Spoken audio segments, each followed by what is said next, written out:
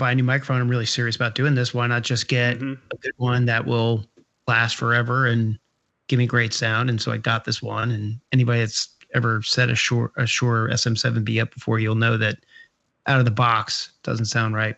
Oh, you really? Gotta work on it. You got to kind of like mess with it. And I run through a Rodecaster Pro board here to do it. So you're getting the full setup, dude. I mean, like I look at it and I'm like, and you and I have talked before about, oh shit, I forgot to get a drink. You and I, go get one.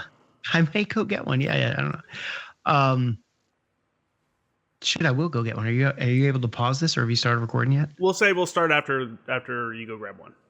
Okay, great. Yeah. Well, I mean, I like what we're talking about, so we'll pick back up on it. But give me 1 second, I'll grab something. Okay.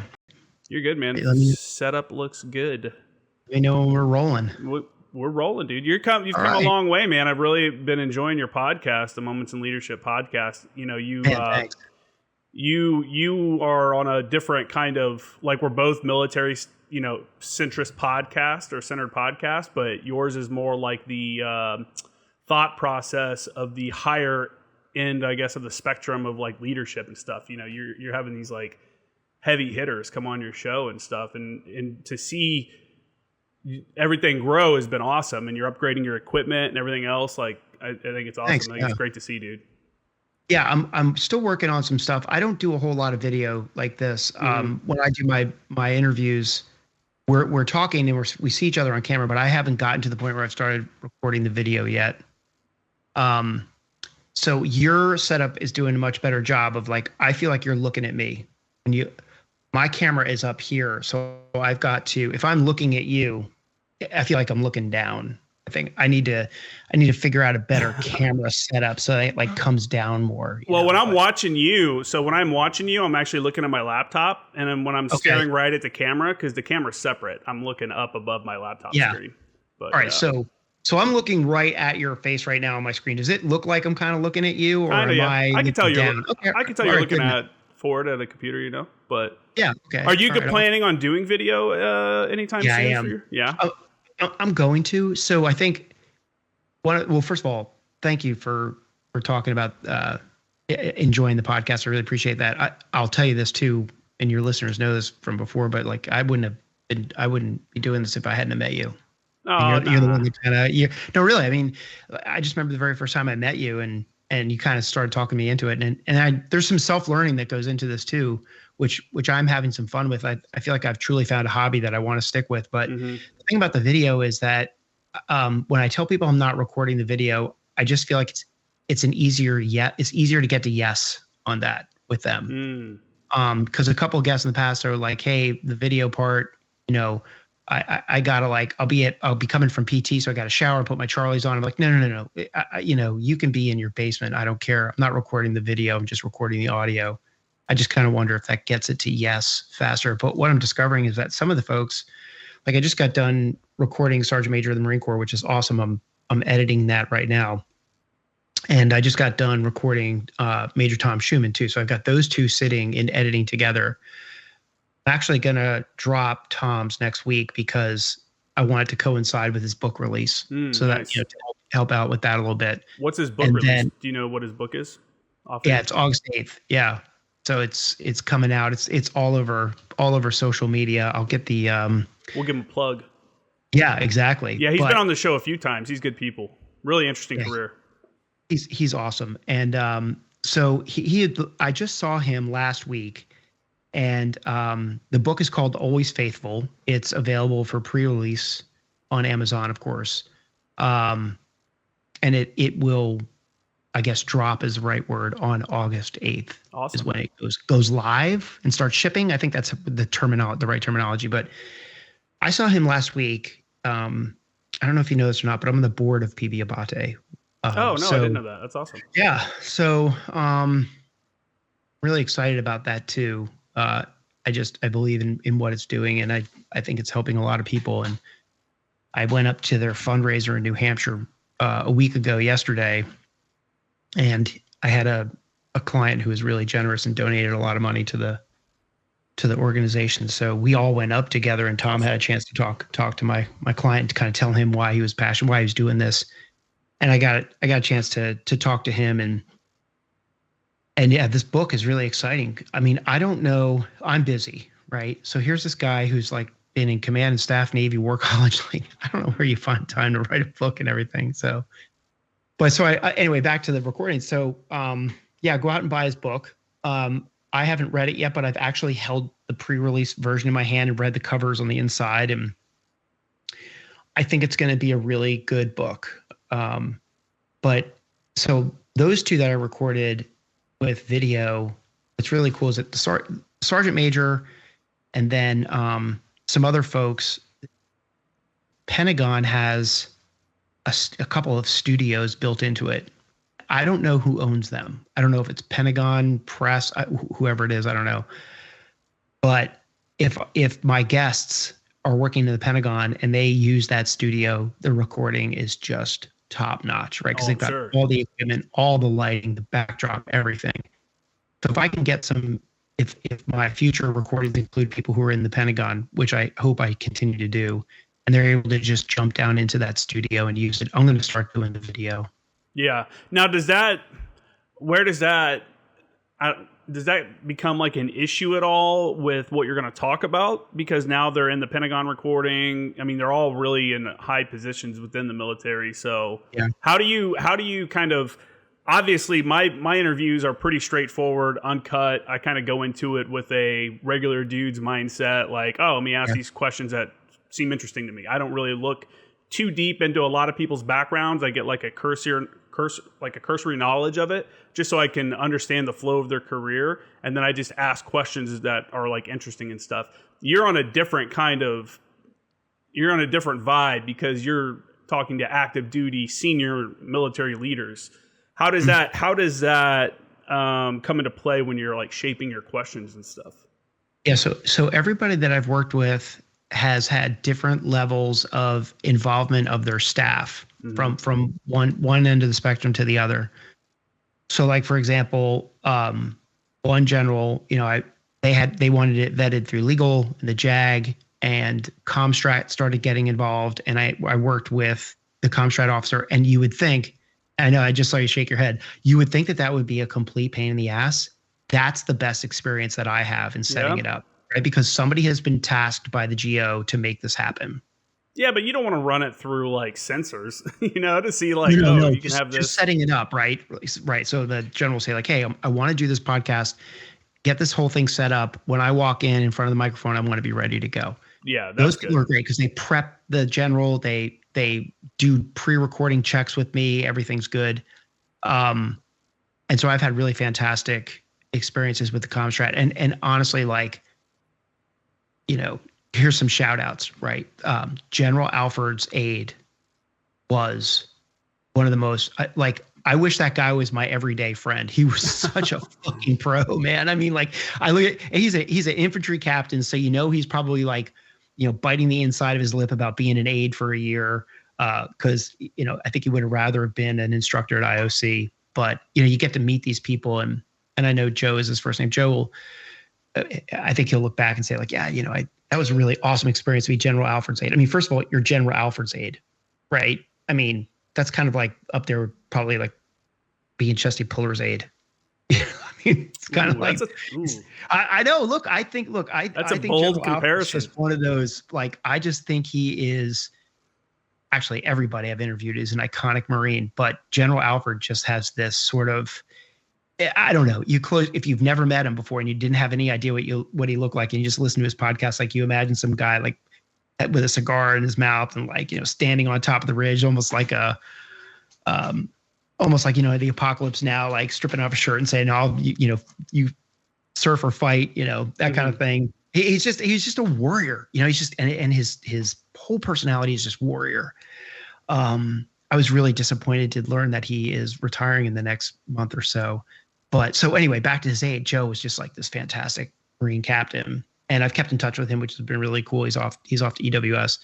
Yeah, I get to meet other people in the conduct of this podcast, and it reminds me that even though there's this general officer, like there are so many professionals behind the scenes with the general officers, and these men and women are just total fucking pros, right? You gotta be, right?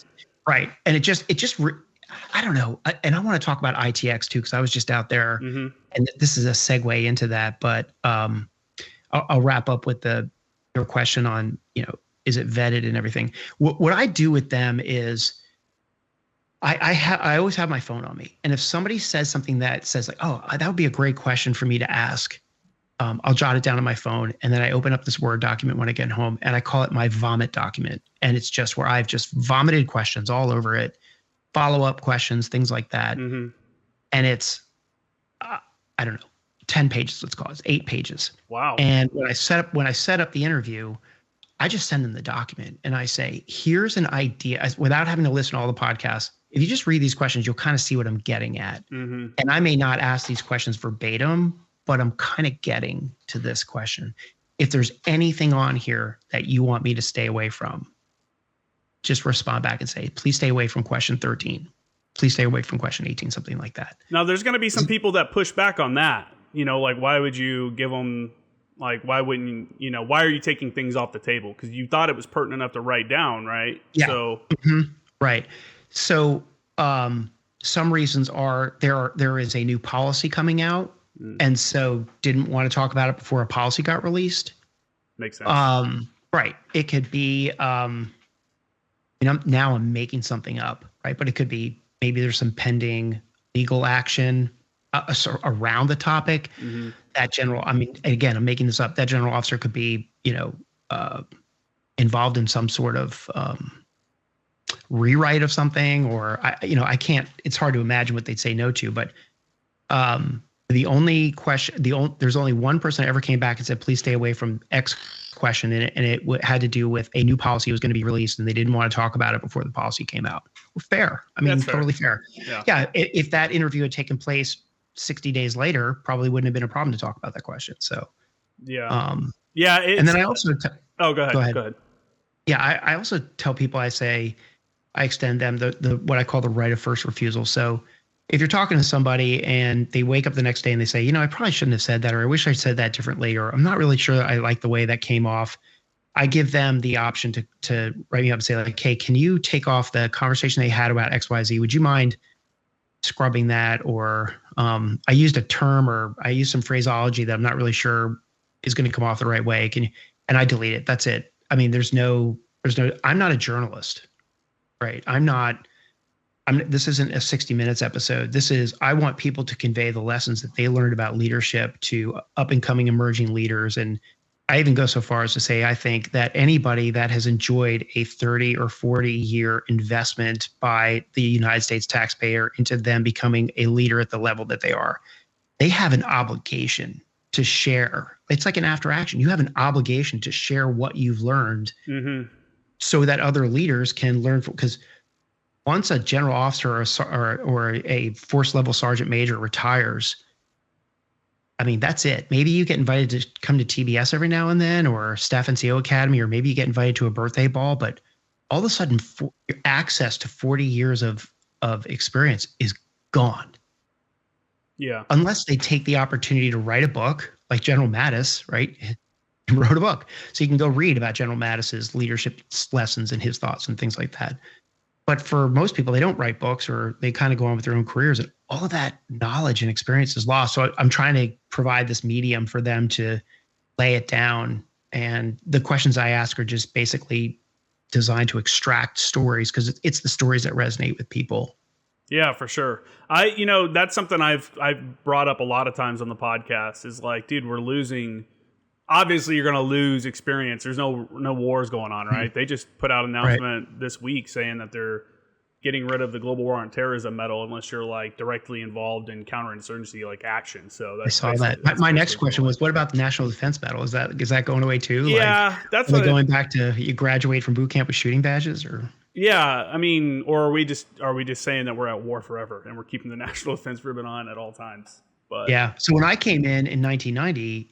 Before Desert Storm, the National Defense Medal, like when I graduated from TBS, I graduated with shooting badges. That was it. You didn't know, and it wasn't until the spring of '91 that they authorized the National Defense Medal. And I remember as a second lieutenant, I mean, you got to remember like medals. No, the only people in TBS as a second lieutenant that had any sort of ribbon were somebody who was prior enlisted, and the captains who were there as staff platoon commanders. And this is people like then Captain Alford, then Captain Furness, right? These iconic Marines who are general officers now, they were salty if they had the first ribbon of the second row, because it meant that they had. Remember, national defense wasn't out, so it was like sea service deployment ribbon, a muck, maybe a NAM. That's it. Mm-hmm. That's all you were getting back then. And so if you saw somebody who had one ribbon in the second row and it wasn't a good conduct medal when they were prior enlisted, that Marine had seen some shit. Like the beginning of a second row of medals was a big deal, or ribbons. Yeah. Now I think you graduate with 4 ribbons from boot camp or something. So not in the Marines. I'm exaggerating. Two, yeah. I think. Yeah. Well, you won, and then you get your second one once you hit the fleet. I think that's the way it was for the longest time with the Global Armed Terrorism Medal. You had to be like 30 days or 90 days in the fleet, or something like that, and then you rated to wear it. But it was like stuff like that where it's like, dude, it's just a hand-me-down, or not a hand-me-down, but like you just get it. It's right. Like, whatever. That stuff kind of becomes like whatever, It does. And this is really embarrassing, but I'll share it now because I don't know. Sometimes it's funny to share embarrassing shit about yourself. But when the message came out that they had authorized the National Defense Medal, nobody had ever really heard about it. You had to look it up. Nobody knew what it was. And really? I remember, I mean, Vietnam, I guess, was the last time it was used. I guess, yeah. Certainly nobody at TBS had it. And so I remember I was with, and I don't remember sorry, I'm using the word remember a lot. I went to jump school after Fort Sill. And I think I told this story on a previous podcast, but when we all graduated from Fort Sill, they rammed us through really fast because they thought we were going to have to casualty replacement company over there. And then the war was over in 100 hours and they had nowhere for us to go. Our units were in the desert. And we graduated from Fort Sill, and the Marine from ran the Mardet, the Fulberg colonel, he came in, he's like, your units aren't back. So we have a couple choices for you. You can go to Ranger school, you can go to scuba school, you can go to airborne school, because all these schools had no students in them because everybody was deployed. So the schools were like stopped because nobody was going through the pipeline anymore. And he was like, or you could stay here and help a gunnery instructor. And I was like, oh my God, it's the last thing I want to do is stick around here. or you could go back to TBS and they'll stash you there. Like we had all these options. Or you can go out to your base and check in, but you'll probably get like in charge of handing out basketballs at the pool. Right. So I was like, well, send me to airborne school. That's where we all of us went there because it was the shortest school and it lined up with when the units were projected to be back. And it was fun adventure training. Nobody really wanted to go to Ranger school because nobody had trained for it or anything. And so while we were at airborne school, they came out and they had this, hey, the National Defense Medal has been authorized for all active duty people both. And I remember the lieutenants, the 3 or 4 of the lieutenants I was there with, I mean, I was like, will there be an awards formation? Like, I mean, we had no idea what it was, right? Because I don't know what you don't know. We didn't know what we didn't know. I was like, guys, I don't think we just go to the store and buy that thing and put it on our uniforms. I think we have to wait to get to our units and be awarded it. Like, I think there's going to be like, like we've seen people get NAMs at TBS and things like that. There's going to be a formation. There's got to be a parade. Right. You can't just go put something on your uniform. You can't just go to the store and buy it. And I look back on that. I think, oh my God, what an idiot. You can go to the store and buy a Navy Cross. It's literally hanging at the PX. Those poor bastards, not only do they have to live through whatever they did to get it, they got to pay like $50 to buy the medal. Right. Hey, what are you drinking there? Glenlivet, 12. Okay. All right. So I'm going to finish this bottle. This is officially, what is that? Here's Widow Jane? Right here. This is Widow Jane Decadence. Okay. Which is, Widow Jane is a pretty good bourbon, but this was, it's a bourbon, so it does its 2 years in the, French oak. But then this is finished in a maple syrup barrel. So it's a really interesting taste to it. It's also really expensive. Somebody gave it to me as a gift, and you can see, I mean, it's like, it's been pretty popular around the house. In the interest of not getting totally hammered with you, I'm going to limit a myself splash. to just what's left in here. Yeah. Yeah, I wish I could share it with you. I don't really normally buy whiskey or anything unless I'm doing a podcast. Like if Tracy Offutt comes over, because I want to show my appreciation for him taking the time and stuff like that. Right. I'll buy like a good bottle. I think this bottle was actually from the last podcast he and I did together. And I was always a rum guy growing up, know, and like I like gin and Sprite, which is a lot of people don't like gin, but I liked it.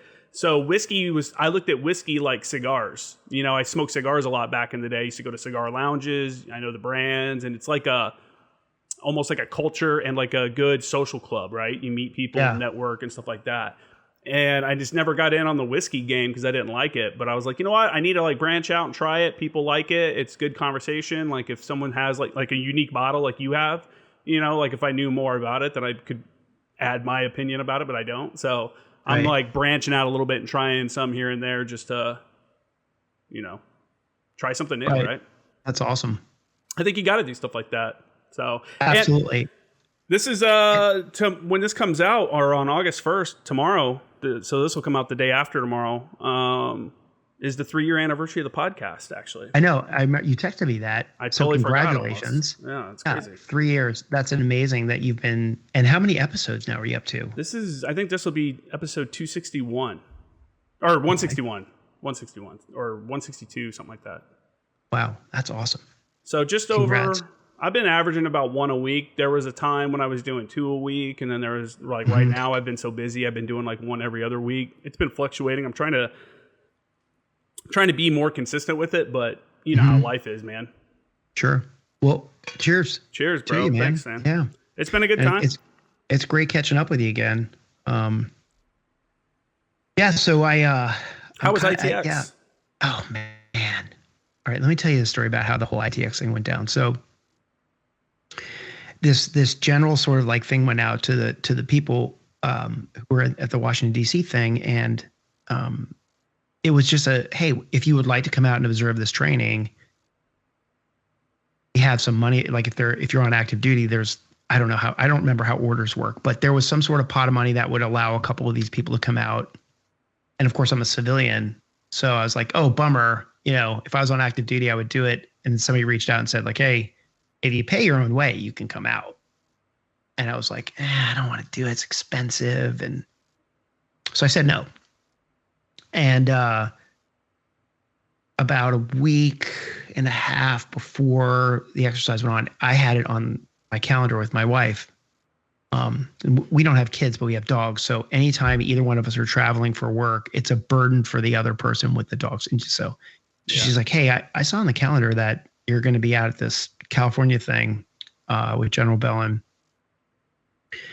Are you still doing that? I was like, I decided not to. She's like, why? I said, it's expensive. It's flying from DC to California. It's a lot of time. The time zone changes coming back. It's a lot of time. And it's expensive because flying right now is expensive. And she was like, you're going to regret it for the rest of your life if you don't go out there. She's like, you're 55 years old. When is the next time somebody's going to invite you to come out and watch Range 400 or 410? Like, she didn't know what those things meant, but she's like, you're never going to get an invitation to go out and do something cool like that again. And you're going to regret it because you're going to see the pictures on social media and you're going to say, God damn it, I should have gone. So I changed my mind and I booked a ticket and went out there. And there were 5 of us. It was me and Adam from Goons Up. We were the 2 civilians, and then the communicator, expeditionary leader, and Constellation Group. We were all, I don't want to say their names, but they were all out there. So we kind of palled around, and the Comstrat officer for Mar 4 Res, who's a great guy, Lieutenant Colonel Craig Thomas. So he set the whole thing up for us. We had to sign some waivers and stuff, but we rolled out on Wednesday morning, and a Govey van took us out to Range 410. And Adam and I were pretty adamant about wanting to be up on, well, they don't really call it Machine Gun Hill, but it's where the machine guns are. We started joking around that it's Machine Gun Knob, because the difference for listeners, the difference between 410 and Range 400 is that one's a company level, one's a platoon level. So these are the platoon level ones. So that the hill where the machine guns are in place is smaller than the Machine Gun Hill with the 50 cals and the Mark 19s for the Range 400. So we hike up there, we get up there, and I was immediately blown away. So we get up there. Of course, everybody's like, who the fuck are these people? You know, like all that machine gun section leader wants to do is like run his section. And then there's coyotes there with the orange backpacks. And they're like, who is this? And fucking civilians showing right, up. we got introduced. And of course, they're like, social media leaders, blah, blah, blah. And I immediately was just blown away. I mean, there are 3 240s out there.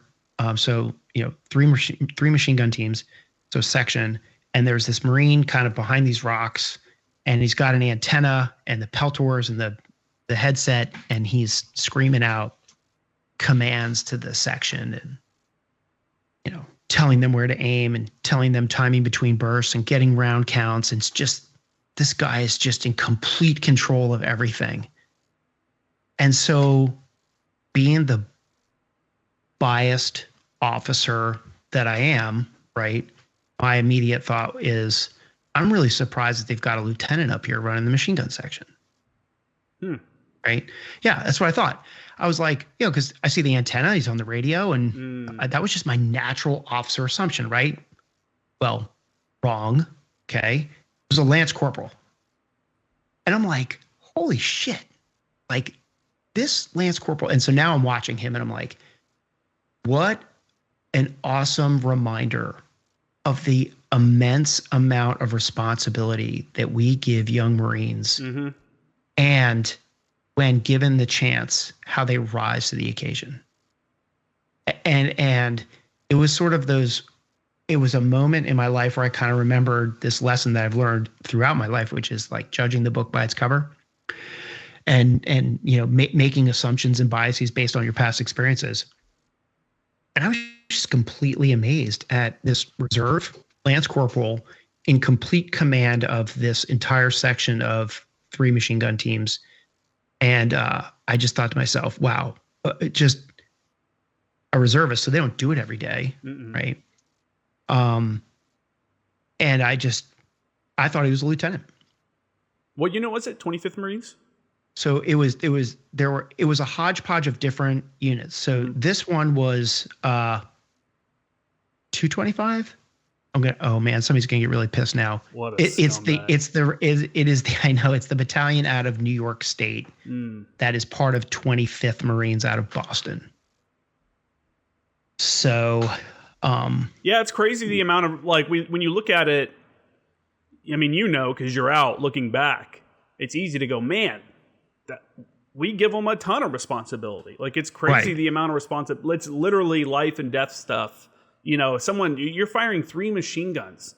If someone messes up in that, it could be a huge deal, Right. And having normally a Lance Corporal is going to be someone that's like 18 to 20 years old. I'm sure as a reservist, they might be a little bit older.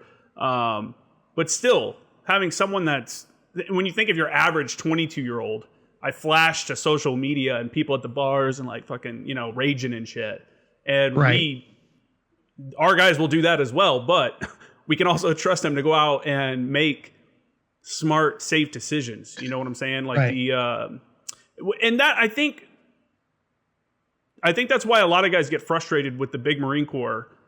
And it's like, you give me all this like responsibility and tell me I'm capable and that, I'm not literally out here making decisions that could have life or death consequences. And then when I go back to my barracks, I can't have a toaster because I could burn the place down.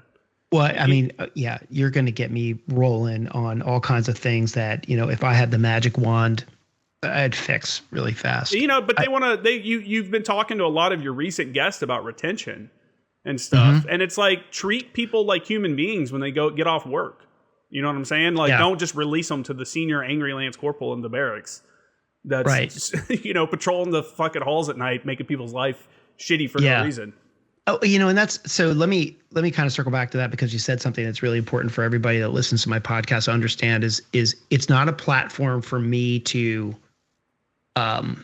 address current event questions. It's a platform for me to extract stories about the leadership lessons that they've learned. So I don't want to turn it into hey, General, while I've got your ear, how come the Marines can't have toasters?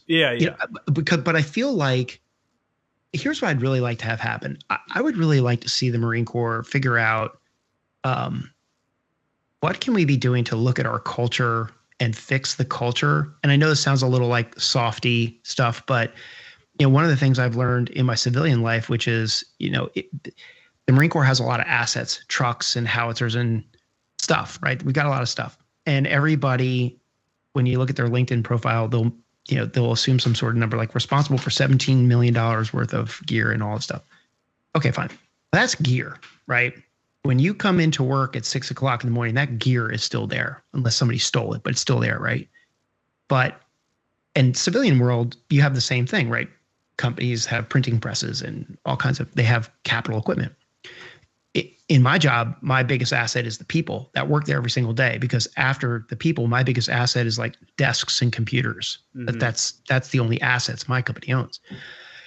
And so when I look at the investment in my assets, which is my people, I just hope that my most valuable asset comes back to work every single day the next day, because they are at-will employees and they can quit and give me 2 weeks notice anytime they want to. So I'm constantly looking at how do I make sure that people don't want to quit my company because they don't like it there? And how do I make sure that if somebody else comes along and offers them a better or another job at another company, that they don't say yes to that, try to figure out what is it that would make people say yes to that? Well, money is always something in the civilian world, and the Marine Corps doesn't have to deal with that. But I think I've made this point on social media before. If you're a commander and you walk in front of your company and you say, okay, here's a one-time offer. If you don't like being in my company, my infantry company or my artillery battery, you are free to leave right now and go to any of the other 3 batteries in the battalion that you would like to go to with no recourse. You are free to leave. You are free to. How many Marines in that formation would walk out of your battery or company? Mm-hmm. If there was no recourse? If you gave them, hey, if you want to go Alpha Company, you want to go over to Bravo Company because you like the Bravo Company commander better or the culture over there.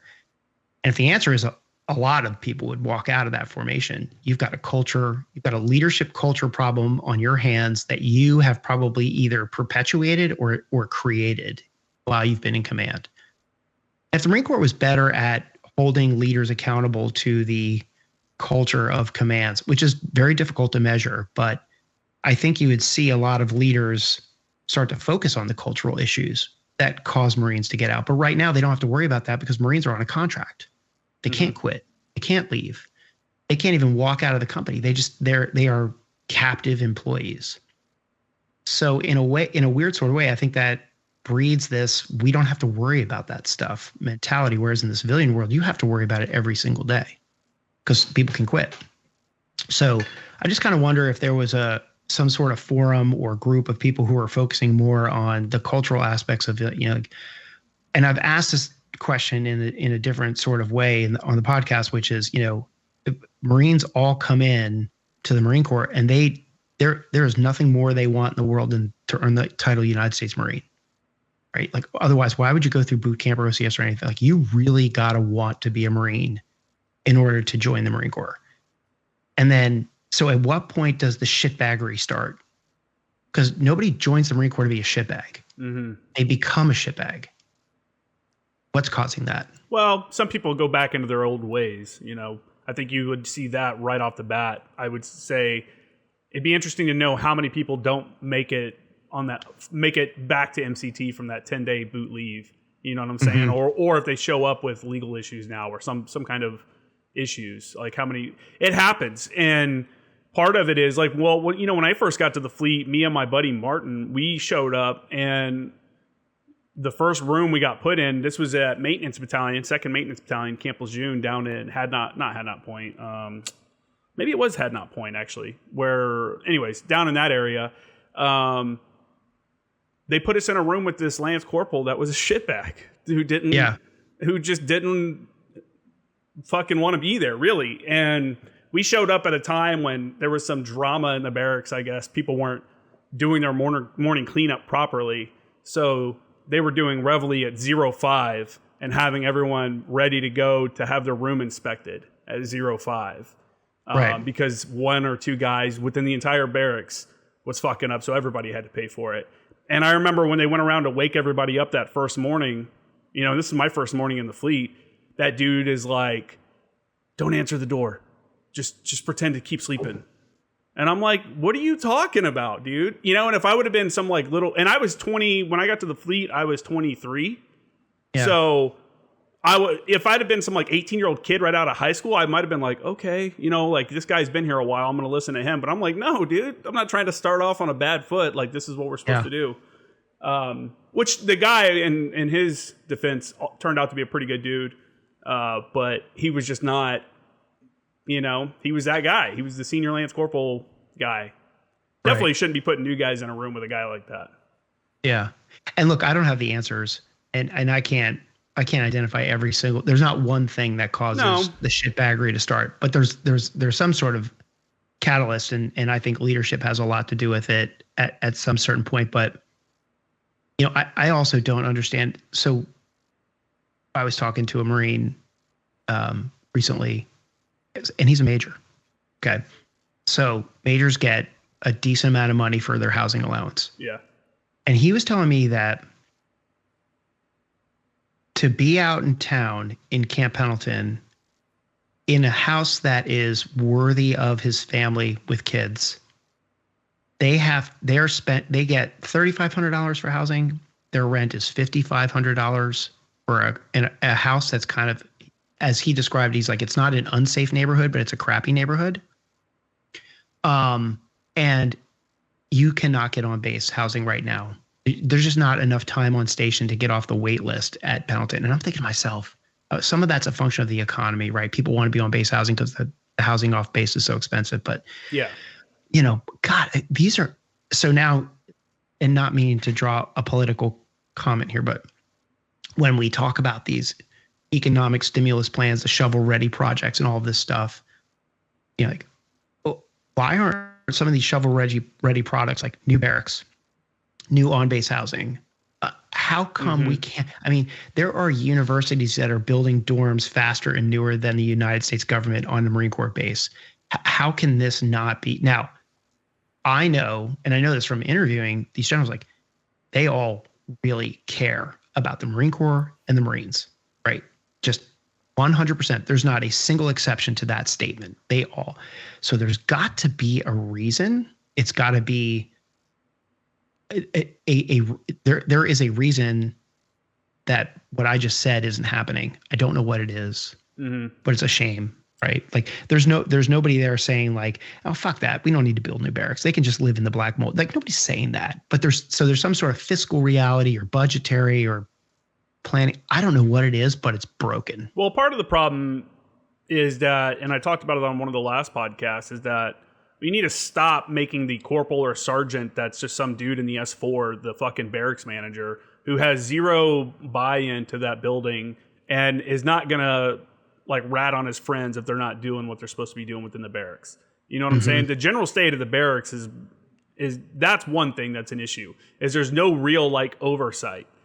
In my opinion, is that the barracks ought to be looked at like an apartment, and you have the pay for your apartment, the rent deducted monthly, and with utilities and everything. You know what I'm saying?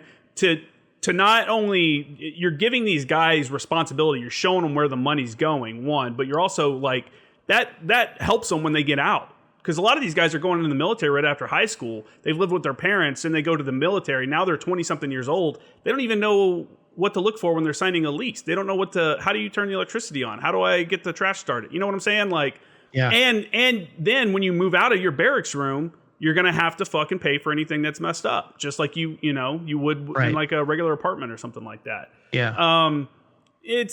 I think guys need to have a little bit more freedom when they're living in the barracks. I'll be honest, when I was at ANGLICO, I may have gone to my guys as a staff sergeant, as assault chief, maybe a handful of times. Because I was like, dude, the sergeants that live in the barracks, you got it. You guys don't come to my house and fuck with me at my house and stuff like that. If I'm not hearing anything from the command that the barracks are fucked up, then you guys are doing something right. You know what I'm saying? Like, I don't want to be in your living space. That's your place to like decompress and get away from me. You know what I'm saying? Like, there's no reason for me to go through and be like, oh, there's a sliver of dust on the fucking AC vent, you piece of shit. You know what I'm saying? Like, and that's what we do to some guys. That's how some units handle guys living in the barracks. And, you know, there's a time and place, I guess, for some of that, but it shouldn't be turned on all the time. You know what I'm saying? And this is where this is where I come to the culture thing, right? So it's interesting you say that because I was just reliving my lieutenant days with an active duty lieutenant who was came here to visit for the weekend. And we were just talking about all things lieutenant, right? And every time he says something, I reflect back to 30 fucking years ago when I was a lieutenant, right? And we were wearing camis with no name tapes on them. So that's, I mean, you know, it's different, right? But man, I'm telling you, as a platoon commander, if I didn't walk through my barracks once a week, I was in deep shit as a leader. I mean, if my battery commander came up and said, when was the last time you just walked through your platoon's living spaces? And I said 2 weeks ago, I'd be counseled very, very stiffly, right? So to me, the thought of not going through the barracks on a weekly basis is just like, because that was my generation. Yeah. But we didn't go through with a white glove. We were going through to make sure that shit wasn't fucked up. Yeah. Right. So like, I wasn't in there like, you know, oh, you left some stubble in the sink from when you shaved. I was in there saying like, why is this window broken? Right. Or, hey, you know, why is your toilet overflowing or why is there no shower curtain in here? It was that kind of stuff. Right. So I don't think that leadership going through the barracks should be, this is where I get to the culture thing. It's not our job to go in there and make everybody's life miserable by saying you can't have that poster up on the wall or you can't have this, you can't have a toaster or whatever it is. It's to go in there and say like, hey, Marine, I like your water is leaking or I don't know, whatever it is. I see black mold in the shower ceiling. Have you told your sergeant about that? Yes, sir, I did. And I go to the sergeant and say like, hey, did you know about this? Yes, sir, I told the barracks manager about this 3 weeks ago, right? Now my job isn't to go in there and yell at the Lance Corporal with the dust in his room. My job is to go to the barracks manager and be like, what the fuck is going on with this mold in my Marine's room? To me, that's leadership, right? It's identifying problems and trying to force solutions to create a better living condition for the Marines that I'm in charge of, that I'm supposed to be caring about. Yeah, so, but no one goes through your leaders don't go through your living spaces to make sure that your shit's not leaking. Yeah, but I'm not 18 years old. As a lieutenant, though, how old are you? 23, 24? 23, but I've lived in college. I mean, I've gone through all those things I'm sorry, I'm not trying to make it like I've been in college. I'm just saying that. Scumbag. I've had that. I know, right? Shithead officer thinks he's better than me because he's got a fucking degree, right? Which, by the way, is a whole other ration of bullshit. We can talk about that too. But yeah, there's a line. I understand what you're saying exactly. I've got 4 years of experience of paying rent and all the things that you just said we need experience in. Like I've got that kind of. Don't let me make it out like I never ever went into any of my Marines' rooms, because I've definitely made like, hey, after lunch one day, it's like, hey, let's go walk around the barracks real quick, just take a look. Not field day inspection. I just want to see how you're living. Like just want to see what's going on, right? And if one guy busted furniture and right, there's issues, but it's for me when I look at the Marine Corps retention problem, there's, like you said, there's no one thing, right? There's no one thing that you can probably do to make the masses want to stay, but there's a bunch of little things you can do. You can improve life around the barracks. You can quit making guys be forced to fucking go to the chow hall when they don't want to go to the chow hall. Give them the money that they're supposed to get for food every month, and let them decide. A lot of guys will go to the chow hall because it's convenient and it's right there, but a lot of guys aren't going to want to go to the chow hall because they don't like what they serve there, or they don't like that they're dicks about it sometimes. Do that. It's like, give guys options. Which is like against military thinking. I know it's a little crazy concept. We're giving like guys options, but in the end, they are adults. We are asking them to maintain aircraft so they don't fall out of the sky, shoot artillery rounds 15, 20 miles away. Run machine gun sections on range 410. Yeah, if we can trust them to run a tank or whatever, then why can't we trust them to put a rug and a couch in their room and it'll be an okay situation? Yeah, that's where I get to the culture. That's where I get to the culture of this whole thing. And I think one of the things that we need to break about the culture of the Marine Corps is this. Hey, well, when I was a boot, 15 years ago, when I came in the Marine Corps and I'm a gunny now, this is the way it was for me. So this is the way it's going to be for you too. I mean, like, what? I don't know. I just don't know why we can't be more creative about making everybody's life better. So again, with the lieutenant today, we were talking about what happens when you're the officer of the day and there's a DUI or something. And he was like, the first thing I have to do is I have to text my whatever that this Marine got arrested for DUI. I'm like, shit, when I was a lieutenant, we didn't have cell phones, we didn't have email, we didn't have the internet. We had a green logbook. And if Lance Corporal so-and-so from a platoon in a battery that wasn't mine was arrested for a DUI, I just put it in the logbook. And then on Monday morning, when we had to brief the XO, what happened over the weekend, I'd be like, hey, sir, so Saturday night, I got a call from the 29 Palms police, and Lance Corporal, Kramer was arrested for a DUI, and he was arrested and taken to jail. That's it, right? Yeah. Like, is he still in jail? I don't know, sir. Maybe. Oh, you guys don't even check on that, huh? We did. I mean, that's when the first sergeant's life wasn't the command's responsibility to go bail these kids out of jail. I mean, like, I got the word and I passed it on to the XO, and so then it would get down to that battery commander, and that platoon commander is like, hey, what's going on with Kramer? I don't know, sir. Let me look into it. He's in formation right now, so I'll find out what happened. Or, hey, he's not in formation, so let me find out if he's still in jail. But we didn't have this like Brown Star cluster that got shot up every single time somebody got in trouble out in town on a weekend. It was just, you came back in on Monday morning, you dealt with the problems, and you got the police blotter, and you found out who got in trouble. And I don't remember any of that stuff being a big deal. And next time you talk to a sergeant major or something like that, you got to ask them, like, how did your weekends change after you became a first sergeant? That's a great question. How did the phone calls shift? Because I imagine when you're a first sergeant or a sergeant major, every time the phone rings on the weekend, you're like, God damn it. Yeah. Hang on, because I'm going to pull that up and I'm going to write it down right now, because this is how I do it, right? I hear this goes on my vomit list. So. Yeah. No, I think, again, there's a lot of stuff. It's just, to me, it's like until guys have earned the right to be treated like shit, treat them like human beings, treat them like adults, assume that they're going to be where they're going to be on time. If the CO says he wants to do a morning PT run at 06 and suddenly we're at 04:45 that we're having to show up to meet everybody's timeline in the command above him, that's ridiculous. You know what I'm saying? And that's like shit that, I don't know. It's just kind of, it's frustrating for enlisted guys, junior enlisted guys and stuff like that, because you're like, we're wasting my fucking time. You're wasting my time. Yeah, that's where things get out of that. Okay, this is where I really get bent around the axle on stuff, is that in the civilian world, if you were responsible for an inefficiency that was causing the loss of time or money, because those are two assets, right? Time and money are very synonymous with each other. Mm-hmm. If you are in charge of something that is bleeding money or time, you will be fucking fired. That's it. Like, nobody tolerates waste in the civilian world because it can be measured in terms of profitability. Nobody tolerates waste like the U.S. government, though. Well, and then you have, right. So I was, like, you hear these stories about, why can't we do this and why can't we do that? And I heard like 4 or 5 stories this week over at ITX. I'm telling you right now, if that happened in the civilian world, people would be fired. People would be fucking gone. Like, you would be fired for that. And so there's this, I think, because you can't measure efficiency in the Marine Corps or any of the services, because there's no revenue minus expenses equals profitability. You can't measure things in the Marine Corps very well. You measure things like, hey, range 410 Alpha went really well because nobody got hurt. Okay.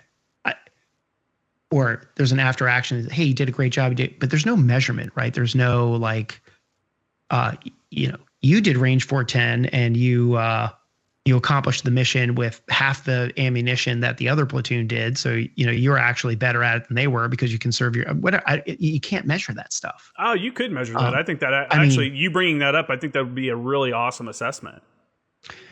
Yeah. Who's going to want to do it? Right? Nobody, but for real world, that'd be awesome. Like, if I know that this platoon can go in with ammo and can serve and still be effective, like, what are they doing right that we're doing wrong? That's an improvement right there. But when you're looking at monetary measurements, the only thing that the military measures is, did we spend all of our money this quarter? Well, if we haven't, spend it. Mm-hmm. Go to Serve Mart. So I was watching a social media video the other day, which was fucking awesome, by the way. And I think it was one of the social media channels had it up, but it was like Release the Dragon, and it was a 81 millimeter, just like firing rounds off, right? And it was motivating as hell. Like, those Marines, they probably dropped 25 rounds down that tube for that video. And I thought to myself, that's fucking awesome. That was also the very last shoot of the day of the exercise, and they didn't want to turn in ammo. Mm-hmm. right? So they fire off all this ammo. Well, what if leaders were evaluated on the efficient use of their ammunition? And what if it wasn't such a huge ass pain to turn ammunition back in? Think of how much ammunition we could save. That could be 25 rounds that went to some other platoon or anywhere else. And so we just don't measure those things. We look at it in terms of what is the path of least resistance? And in this case, probably what's the path of least resistance getting out of the field? Well, I am sure that there is a procedure for turning ammunition back in. It's just such a pain in the ass that nobody wants to do it, or nobody understands it, or they're under the impression that they can't do it. And maybe you literally can't. And I don't know that, but you can. It's lengthy though. I think so too, because I think it has to do with packing and all that other stuff. But I look at efficiencies and I think to myself, God, man, wow. It's a good thing some of these guys aren't evaluated on their ability to be efficient. Well, some of it, something like ammo is the reason it's not efficient is because the accountability is so important. So if a case of 5.56 ammo, if a can of 5.56 ammo, the seal was broken, now we got to go through and hand count every round so we know exactly how many are in that. That's what they do when they turn in ammo. Any unsealed, anything that's been seal's broken, it has to go. You have to go through and hand count it. Anything that's sealed in the original packaging, nothing's wrong with it. I think it's a lot easier to turn in. Yeah. Sure. Right. So, yeah, man, it's I think, and I will say this, and the credit to the military is that we're way harder on ourselves than we probably ought to be. I think because of that, though, that's why we are so good at what we do. Yeah. That's why we have Lance Corporals that can go out and do and be effective and do the things that they're doing. And we look at militaries, look at military action in Ukraine. I posted a video today of some guy using a tire to set off a anti-personnel mine. You know what I'm saying? Like he rolled it over it and blew it up like 10 feet in front of him. Yeah. That's like, wow. So our military is pretty good compared to a lot of other ones. Oh, yeah. Yeah. No. I'll come back to, again, Lance Corporal May up there on that machine gun section. The comment that I made when we were walking off the hill, and I said it to General Bellin, I was like, you let a Lance Corporal do that 14 out of every 30 days in the Marine Corps, and you won't have a retention problem. Oh, yeah. Yeah, we want to do the fun shit. They want to do the fun shit. And plug for the reserves, I'll tell you this. I don't think that this is a recruiting poster that Comstrat would want to put up on the wall, but I'll say it, which is like, the reserves is like all the fun shit without a lot of the bullshit. Because I was watching those guys out there train, and they were every bit as capable as an active duty infantry company or platoon out there. I mean, they were getting it done. But to those guys, that's their summer vacation. They're taking 2 weeks off of work, and they're going out there and doing it, and they're loving it. They're out there doing it because they wanted to. If you told them, hey, your summer AT is going to be 14 days of upgrading your McMap belt, everybody would be coming up with excuses as to why they couldn't do AT. Oh, my arm, I think it's broken. Everybody would be doing everything they could to get out of that AT because nobody wants to do that shit. Yeah, we joined the Marine Corps to do cool shit. It looked like a great culture. It looks like they get to do fun stuff, especially if you join a particular job like infantry. You don't do that to go police call the command post. You know what I'm saying? Like, yeah, right. Obviously those things have to be done and stuff like that. But yeah. So I'll tell you another story from ITX. So we watched 410 and 410 Alpha, which was awesome. So it was 25th Marines. So ITX was this blend of a battalion from 25th Marines, a battalion from 23rd Marines. The regimental commander from 23rd Marines was the task force commander, full-bird colonel. And then I think there were some active duty Marines there, not on the range the day I was there, but I think 1-7 had some people participating in it as well. And then over on the gun line, over in the artillery battalions, or the two artillery batteries that were out there from 13th Marines, I was with India Battery, which is out of Pennsylvania, at 314. So India 314. Mm-hmm. And their battery leadership, the officers, let's just say there was 5 officers out there. I didn't count them, but that's kind of what it felt like. Half of them were from 210. Oh, really? Out there doing active duty training because they're getting ready to deploy in a MU. And then I went down to the gun line, and I was on a section down there, and it was half Marines from India Battery, half the Marines were from 210, to include the section chief, Corporal Ramsey, who was awesome, by the way. Were the sections mixed up, or were they their yeah, they're organic mixed. section? Really? No, they were mixed. So it was a half and half on one gun, 314, 210 guys, and you would have thought that they had been a section for a year together. That's awesome. They were awesome, right? And so it's just sort of a testament to how well trained the individual Marine is at their MOS job, that they can do that and integrate like that. Mm-hmm. That was amazing to me to see that. And I think that's going to become so much more important for Force Design 2030, because the reserves are going to become this big strategic thing. They're going to be used in force design in a way that is different than the reserves have ever been used before. I think they'll be part of the plan, not an augment to the plan. They were out there proving every single day during ITX that they had the same skills that the active duty guys. Maybe it takes them a couple days to kind of get the rust knocked off or things like that, but they were out there getting it done, man. It was so inspiring too, Justin. I'll tell you, like, you've heard Marines say, like, I don't miss the circus, but I miss the clowns. I started to miss the circus when I was out there. So how was the conversation in the XO pit? So the XO was one of the 210 guys. So that was kind of interesting. So the battery commander, but I didn't get back to the FDC. Things were slow. And if you're an artilleryman, you'll understand this, and you'll definitely understand it's an 0861, but I don't know what the hell's going on in the hill, but when there's 45 minutes in between adjustment rounds, like, you're scratching your head. You're like, what is going on? Well, I know what's going on, and what's going on too, is there's some coyote exercise control group that's driving a scenario, and there's gun target line, and there's airplanes flying in the wrong place, and there's all kinds of things that slow artillery down out there. But they were executing everything from top to bottom. They were running air, marking, doing suppression, doing fire for effect, doing the adjust fires. It wasn't happening all that fast, so there were moments of boredom out there, but man, they were really getting it done. The comms were working, and they were driving stuff. It was awesome to see. I didn't get into the FDC because it was just too slow. Like, when it's slow, you don't want to be in the FDC. And it's a bunch of disgruntled Lance corporals smoking cigarettes and chain smoking and power hitting coffee. Exactly. Conversation is on point though. Conversation will be on point great. though. So, but so my shout out to Corporal Ramsey. When are you publishing this? This will be on Tuesday. That's okay. All right. Well, yeah. So anyway, I got it's going to be my last lanyard pull of my career out there, which was the video. Awesome. Yeah. So of course, like, you gotta use the hips a little more, sir.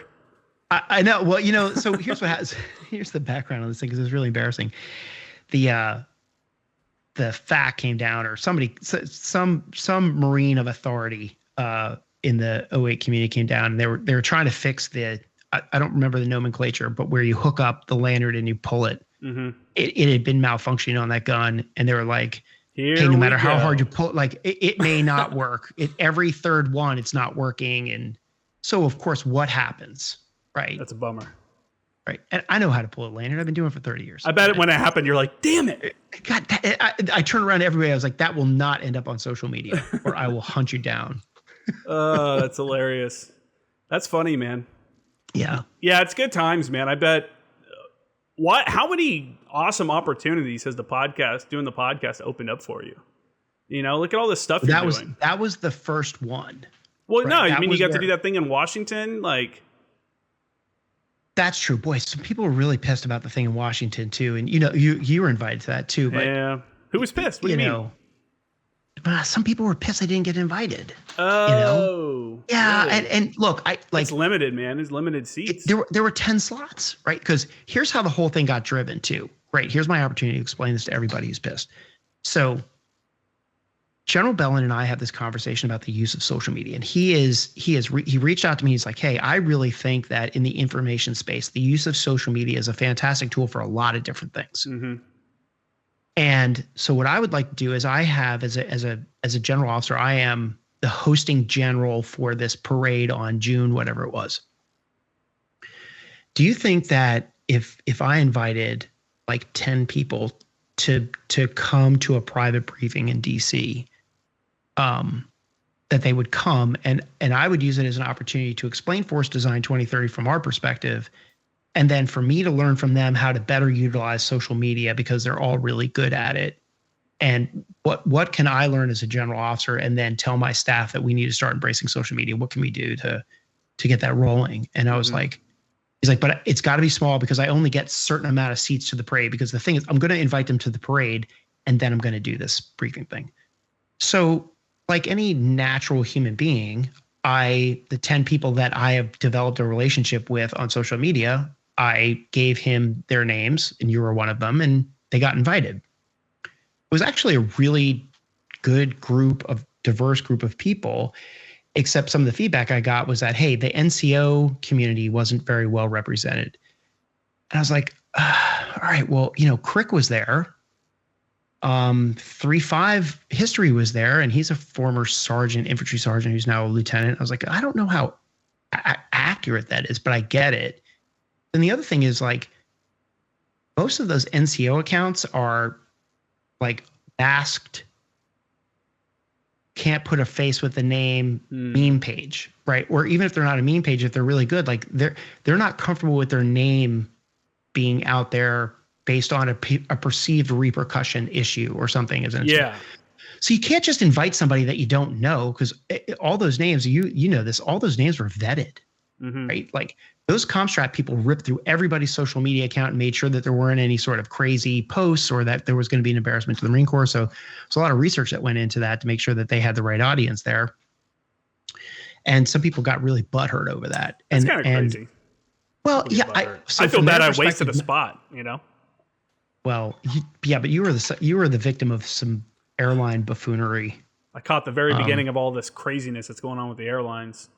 Yeah. How come you didn't make it to ITX? I'm just so busy, dude. I'm just so busy. I work a full-time job. I got the podcast and I got both the websites. You know, what I'm trying to do is, my son is a teenager now, and I'm trying to show him how to run some of the stuff on the website so he can take some of the stuff off my shoulders. Yeah. And he's old enough to get a job. So, I don't think he's old enough in California to actually work, but he's old enough to work for me if he wants. So I think it's like a great experience for him to like learn how to, just go through and do stuff like that to kind of take some of the burden off me. And then, if it becomes a thing, then it becomes a thing. Maybe it becomes his thing, and I pass it on to him to do. But it's just so busy. Plus 29 Palms in the summertime. How hot was it out there? Dude, it was 110 degrees out there, and they had some serious heat issues out there too. I bet. They had a tough. The artillery batteries had a tough couple days out there. But yeah, dude, it was just awesome being back around the Marines. Yeah. And so I just celebrated my 55th birthday, and I know my hair makes me look like I'm 28, but I would have said 40. I would have said 40. Thanks, man. I appreciate that. Right. Dude, just walking with the goddamn flak jacket on up that hill, I was like, shit, man, I'm fucking old. But just being out there around those Marines, it just really reinvigorated my love for the Marine Corps and just remembering what it is that makes us so special. And there was this moment out there where after range 410 Alpha, and that was the group from 23rd Marines came down, and they had to do this casualty evacuation off the machine gun section where they had to like actually pull them down off the hill. And I was just watching these Marines just pull this dead weight, probably 190 pound Marine with his gear on and everything, how it took 2 people to pull the Marine down. And of course they're dragging him. So he is covered in sweat, and all that dirt is like scooping down into his trousers. And good times. He was so just covered in dirt. And I'm sitting there I was hot. I was doing this with my shirt, whew, boy, it's really hot out here. Meanwhile, this guy's caked. He's caked, right? Well, officer, right? So he was caked in dirt, right? 19-year-old Lance Corporal. We're down at the bottom of the hill, and the machine gun section comes walking down. Oh, here's something else that was really funny too. So Crick and I are standing up there, and he is like immortal to those machine gunners. Oh, really? Right. His page is huge. His page is blown up. Massive. Man, you would have thought and he's such a humble guy too. He's such a nice dude. It's impossible to get him to talk about himself. I had him on the podcast, and I was like, bro, you got to expand a little bit. Yeah, we went to Iraq. Funny. It was great. Yeah. Like, okay, well. Yeah. And so we're up there and everybody knows who he is, but I don't know if everybody recognizes him at first. Right. So we're up there, that the machine gun section was going on. And then they all get together for a group picture, the machine gun section. And we're all standing there. And they pull out a Goons Up flag out of their cargo pocket and they hold it up with the group. Not even realizing that. Oh, no way. There. Yeah. That's they awesome. Didn't even know who he was. They just pulled the flag out. That means he's doing it right, though, you know? So, right. So somebody finally said, like, hey, that's Goons Up. They're like, what? Holy shit. And then somebody did like they weren't looking for him on the hill. So they didn't put two and two together. And he goes over and he stands up and he's got the two tattoos with the 240s on his forearms, which is awesome. He stands there, he puts his thing up like this.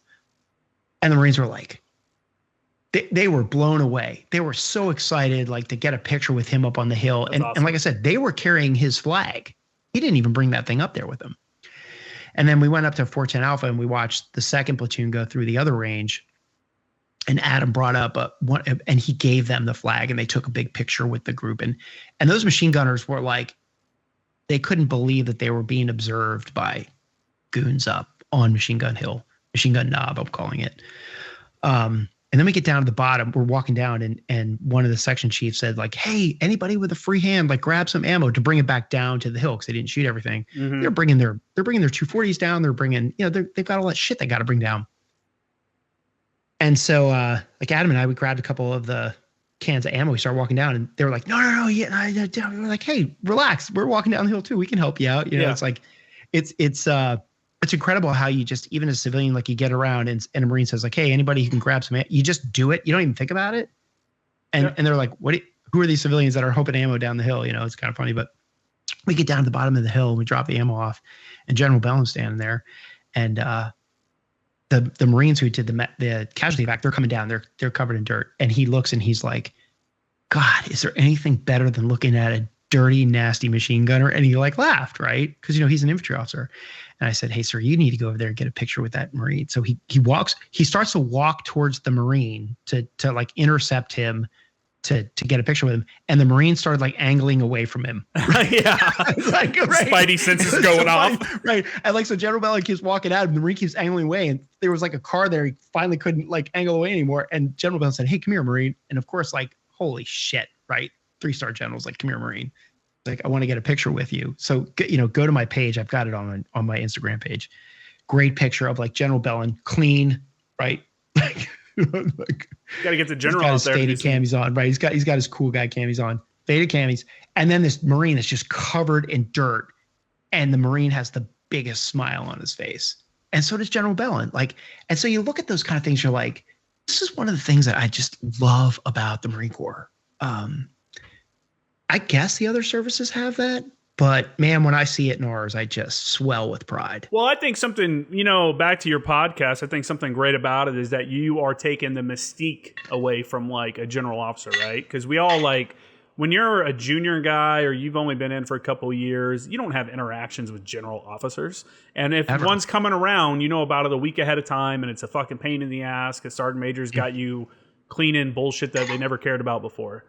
So, and you always wonder, like, what is the kind of person that makes it to that level, And I think through your podcast, even myself, I've learned a lot about some of these people, everything from, like, good old boy country boys that just, that was the right job for them, and they just kind of made it to, like, the people that you would expect to become officers or general officers. There's, like, a big variety there. And I think that's what a lot of people... The reason general officers don't have the effect on the military that they want is because none of the troops know them, one. And two, they don't know any of the troops. And their reality when they go to see them is slanted because everybody knows they're coming. So everything's set up and it's a big fucking show. I think if general officers wanted to really see how things were going, occasionally go down to whatever random chow hall and just go sit down and have a conversation with a couple, sit down and have lunch with a few of the Marines without announcing it. Just show up and be like, hey, tell me what's been going on. Obviously, those Marines are going to feel pressured to not say anything bad and stuff like that. They're not going to be like, oh, well, I'm going to start ratting out my command. But Yeah. you're going to get a more realistic like version of how Marines are feeling about their day-to-day lives than a planned event where, okay, we know the general's coming and he's going to take 2 Lance Corporals to lunch. You know what I'm saying? Just show up and like sit down instead of like making it a whole thing. And I know that's not on their plate sometimes, obviously, because they have these busy ass schedules and there's a lot of stuff that they're doing. But I think your podcast has done a great job of like breaking a little barrier, like seeing the behind the scenes of who these people really are, their thought process, how they came up in the military. You had a pilot on like 2 episodes ago who was like a 46 pilot, I think. Yeah, Lieutenant General Heckle. Awesome episode. You know what I'm saying? Like, yeah. And he talked about that. He talked about an incident where he like, oh, I made a mistake here, you know, flying, and you got to kind of like realize that and come to like grasp with that or whatever. Yeah, there are so many lessons embedded in that one, in all the episodes, but that one in particular, where he talks about how these captains at WTI did this brief and it was all messed up. Yeah. And he said, hey, you know, this is the worst. This is a terrible brief. And they stayed up all night to rewrite the brief and busted their crew sleep rules. Like, in other words, they didn't get enough sleep to be able to fly the next day. Mm-hmm. And he tells that story about, you know, like, and there are so many offshoot lessons there that we didn't even talk about. Like, Marines will ram their head through a wall if you tell them to, but you don't always want them to do that because it could endanger lives. You know, like if those pilots had flown and they were tired, he makes a comment like there's nothing more dangerous than a tired pilot in the cockpit. That's very true. So many great lessons that he imparted in that episode. They all impart these great lessons in the episode. And I'm glad to thank you so much for saying that, because I do hope that it's a forum and a medium for the generals to be able to talk very frankly to Marines that they don't get to see all the time. I do think there's another, I'm guessing here because I was never a general. And I'll tell you something that I've learned from all these generals that I've talked to. One is they have this incredible ability to make me feel like I'm their best friend when they're talking to me and I've only known them for 2 hours, right? Like I feel like if somebody said like, what do you think about General Heckle? That I could say like, God, he's such a great guy. I've known him forever. And I haven't. I've known him for 2 hours, right? Mm-hmm. They're all just such incredibly charismatic human beings. And the thing that makes them really charismatic is they all give a shit way more than anybody ever imagines. I mean, I feel like they're Atlas with the weight of the world on their shoulders because they feel like everything they're doing is going to have repercussions down to the private level. That's how they feel. But I think there's another side to the, you know, if they just got out and they sat down in the chow hall, which is this. And again, I'm not a general. This is something else I learned about talking to him too. I could have never been a general, Justin. I could not have been a general. I probably would have been a really good battalion commander, and that probably would have been the end of it for me. And some people are like, oh no, that's not true. Yeah, it is. It is. When I talk to them, their EQ, their just mastery of so many different things, so beyond anything I think I would have been capable of in the Marine Corps, mostly because my mouth would have kept me from becoming a general officer, right? They're half politicians, right? I mean, they have to be. They kind of have to be, right? Because I learned from them that when you say, hey, why don't they just go to the chow hall, or just like, hey, pull over the car, I want to walk through that gun park. They can't do that, because if they do, they're actually like, the people above them will be like, what do you mean a general officer just came in and nobody gave us a heads up? And like, it's so politically untenable to do something like that because it's just bad form. That I feel like, I know that's what you're thinking as a Marine, but I think from their perspective, that is fraught with complication and etiquette. And I don't think it's that, I shouldn't say I don't think. I know that they want to do that stuff, but if they do it, it has second order effects that are not conducive to the good order and discipline of chain of command and leadership. And that's why they don't do it. Yeah. I mean, there's got to be a way. There's got to be a way for them to get unfiltered, unadulterated kind of information, you know, that guys feel comfortable speaking about. Well, that's why social media is so great. You can't filter anything that somebody's like. So if you're a general but we're officer, also taking like General a lot. Bell, and we're also You're taking paying a lot attention of to social media. we're also taking a lot of stuff on social media at face value, and then we dig, a couple layers into it, and we find out the reality that there's nothing to miss here. It's just being taken out of context or something like that. Right. Which I guess it could happen from just a random conversation with some Lance Corporal that turns into some big, huge thing. Sure. But, the interesting thing about social media is if I was if I was a battery commander and I had to stand up and give a weekend Liberty brief or whatever it was, I just didn't write. There is some Marine standing in formation who is thinking to himself, this guy's an idiot. This is stupid. What he's saying is dumb. This is ridiculous. I just want to leave, whatever. And they're thinking it, right? So in the past, you didn't know what they were thinking. Just stood there, can't read their mind. Now with social media, you can find out what the Marines are thinking. Yeah. So I think social media is like, it's this incredible tool to get inside the minds of like, what are people actually thinking? Because they're saying on social media what they can't say in formation. Yeah, no, that's true. That's 100% true. Yeah. And then it's up to the mature leader to sift through what's complaining and what's actually a good point. Mm-hmm. So like I saw something the other day on social media about, it was a meme. It was actually really funny. It was like Leonardo DiCaprio and like some other famous actors standing around laughing. And it was basically like the battalion staff when all the Marines have to get their cars inspected for a 3-day weekend. Right. Yeah. I thought to myself, I was like, okay, that's really funny. It's also really true. It's also really sad. All of that in one. And I haven't thought about Marines getting their car inspected for a 3-day weekend for 20 years. And all of a sudden social media made me think about it. Yeah. And that's something that guys still have to do, And it's like, come on, man. Yeah, I know. Which I guess sometimes you do identify stuff, but again, like how involved do we really have to be that involved in people's lives?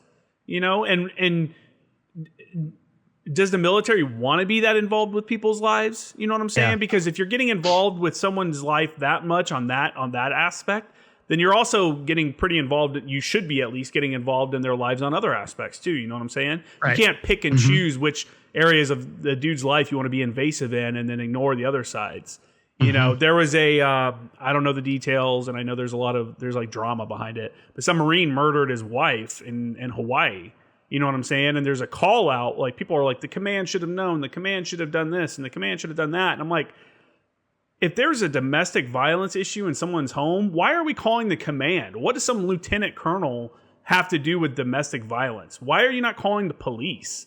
You know what I'm saying? Like they should know that this is a situation that's in their command, but to them have the say whether a Marine should see their family or not, or should be separated or whatever, they none of that should not be in their realm at all. What background do they have to make those kind of decisions? If I'm the CEO of CLB 25 or whatever, the fuck kind of, where does my history and my background and my career take me to be like, oh, domestic violence, you should separate these people and do this? Like, that's not.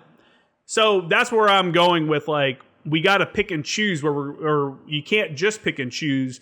If you're going to be involved in someone's life so much that you're affecting their life, their actual outside of work life, then you have to be involved. If you don't want to be involved in it, then pull back and delegate that responsibility to the proper authorities. You know what I'm saying? Yeah. Well, and this is where I turn to my civilian life, right? And my reserve life. Okay, so I'll use both as an example. In the reserves, we had drill on the weekend, and you had to be there by 1600 on Friday for initial formation. Okay. I had Marines in my battery that were driving 150, 160 miles to drill each way. I didn't inspect their cars. Battery Gunny didn't inspect their cars. You're an adult. And they didn't have a formation before the formation before the formation. It was, hey, see you at formation at 1600. And they were all responsible enough to get there 15 minutes early, whatever it was, or even 30 minutes early. I didn't have to inspect their cars. I didn't have to make sure that their taillights worked and all that stuff. And you know how many vehicle accidents and incidents I had in over 2 years of battery command with Marines driving from all over the state of Tennessee and even farther? Mm-hmm. Absolutely fucking zero. So what a colossal waste of time that would have been. Right? It is a check in the box so that the commander can go, oh, hey, they broke down, but we made sure we did the inspection. Yeah. Right. And then my civilian life, I don't give Liberty briefs on Friday. Yeah. I don't inspect their vehicles. I don't look at their shot record. I don't look at their, okay, that's unfair because that's a deployment. That's a readiness issue. So unfair. I take that back.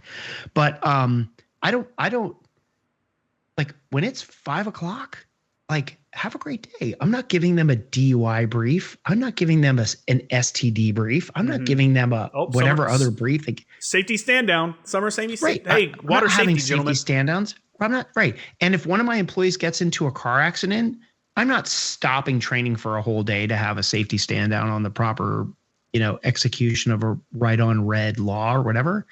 So, but somehow my people make it to work every single day safely. And somehow my people like go on weekends and they have a great time and they're back to work on Monday morning at 9 o'clock.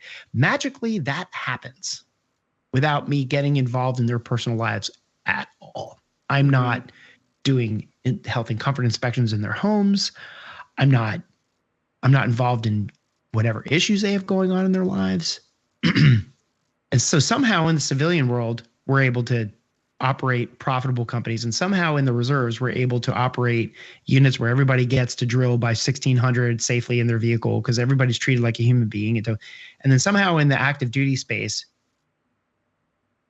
we have to do all of those things. For what reason? We have to be micromanaged down to the minute, making training schedules that Right. I remember making training schedules that outlined what we were doing every day. It would be, we'd have to submit it 2 weeks in advance.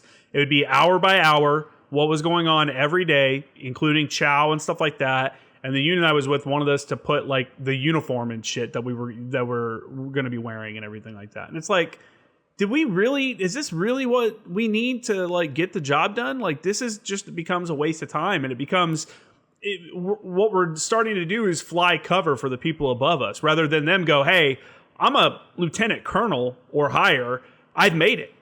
What are they going to do? Make me retire? Oh no. Now I'm getting out and I get $4,000 a month or whatever for my retirement plus, whatever. Yeah. Like that's my gripe. I'm like, I look at the senior leadership people and I'm like, hey guys, instead of covering your ass to get to the next star or the next, 07, 08, whatever. Or E8 or E9. Yeah, exactly. Let's be fair. Instead, you made it. You're a company man that made it. You're tenured. Fucking throw your shit out there every once in a while and say, that's bullshit. And call it.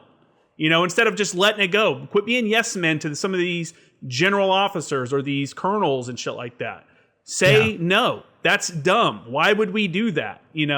And I think there's not enough people willing to throw their career on the line. And it's not even throwing your career on the line. It's just speaking up and not being a yes man. And there's a time, pick and choose your battles, pick and choose your battles wisely, because are we really going to sit here and argue about getting off 20 minutes early when, we could argue this battle over here? There's got to be something though. You know what I'm saying? It's like, and it kills me that the senior leadership guys, the guys that have nothing to lose or the least amount to lose, because if you're a 12-year, like I was, a staff sergeant, I got out with no benefits, like besides the normal getting out benefit. I didn't get a retirement. There's no retirement package or anything like that. So if I would have spoke up and been told that you can't re-enlist, there's an issue there. There's something that could happen to me. Like, oh man, I'm really looking at fucking my career up and my future up if I say anything. But if you're a gunny or a master sergeant or a fucking sergeant major or a colonel, there is no reason why you shouldn't speak up when you think something's bullshit. You made it. You're tenured in, man. Yeah. You can retire no matter what, unless you do something crazy. So I think it was General Alfred that made that comment on my podcast about, like, at some level you've got to stop leading from the perspective of your career and start leading from the perspective of that's your job to be a leader. And he makes a point really well, which is, hey, at some point, like you got to lead as if you don't have a career. Mm-hmm. I think that's what you were saying too. And there's another really good podcast. Listen, nobody is allowed to go and listen to this podcast until they've listened to every single one of my episodes and rated and reviewed it and shared it 15 times. Okay, that's the rule. That's the rule. Like, share, and subscribe, damn it. Once you've done all those things, right, and told 3 friends and your kids, Controversy and Clarity is a great podcast. And he's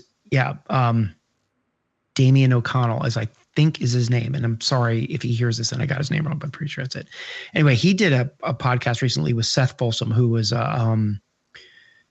I don't know if he's retired now or not. It was unclear in the podcast if he is retired, but he talks about his time as a battalion commander, and I think it was 3-4. But he had spent all his time in the LAR community and then got an infantry battalion. And he makes this comment where he says, at some point in an officer's career, and it's when they become a major, he's like, your company command time as an officer is your coming out party. That is your first look as what is it that we're getting from Dave Armstrong or Justin Kramer as a leader? What can we expect in the future out of this officer? That doesn't happen at the platoon commander level. It probably doesn't happen at the sergeant level. It starts to happen when fitness reports get written on the enlisted side and happens at company command with the officer side. I ad-libbed the part about the enlisted. He was specifically talking about officers. And he was saying that's your coming out party. And he said, but then when you become a major in the Marine Corps, you are now not allowed to bitch about the system anymore because you are the system, right? Like bitching about the Marine Corps when you're a captain and everything, that's kind of expected and it's fine because you haven't really chosen that as a career. Once you say like, I'm going to be a major, I'm going to be a field grade officer, you are part of the system now. And your ability to openly gripe about it is zero. He didn't say zero. I'm saying zero should not exist, right? Like your job should be about fixing it and running it and not griping about it. And great point. And then General Alfred makes that comment where he says, like at some point you just got to start leading, as if you don't have a career. All of those things are really great.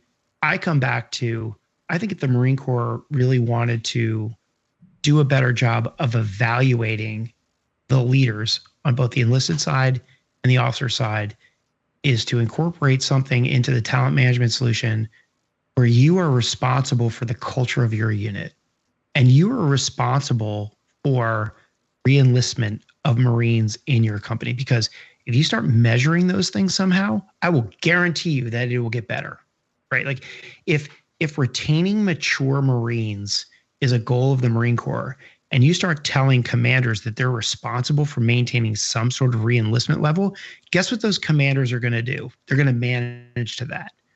And they're going to very quickly figure out what I figured out, which was, hey, if I want my people to come back to work, I'm using my air quotes for people who are listening, they are responsible for maintaining a culture that makes people want to come back. Mm-hmm. And all of a sudden, these things will start fixing themselves. I just don't think we're measuring and evaluating leaders on the right thing right now. Yeah, there's got to be some way to measure it. Retention is tough because, I mean, even politics can affect retention, right? Which has the battalion commander has no say over. But you're right, man. Like we just to kind of, I guess, say it one more time is like, everybody would be better off if we had less yes men and more people that are willing to go, that's not the right way to do it, or this is a better way, or I disagree with that decision. You know what I'm saying? When we look at, even to the point where we look at a debacle like the withdrawal from Afghanistan, and everybody has shifted blame to somebody else. Nobody's accepting any kind of responsibility for that whole fucking thing.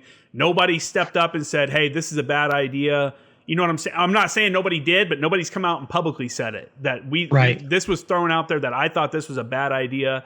The current administration has taken the military's after action review from that event and said that it is not accurate. So they're trying to rewrite or say that the military is not telling the correct story of what actually happened there. Once you're a career person, once you're a 2-star general, what else you got, man? Who cares about being the fucking commandant or something like that when shit like that happens? You know what I'm saying? Call it out. I'll tell you what I think the answer is. And I don't know this to be the answer. This is what I think. I think it's the oath that they took, right? Support and defend the Constitution.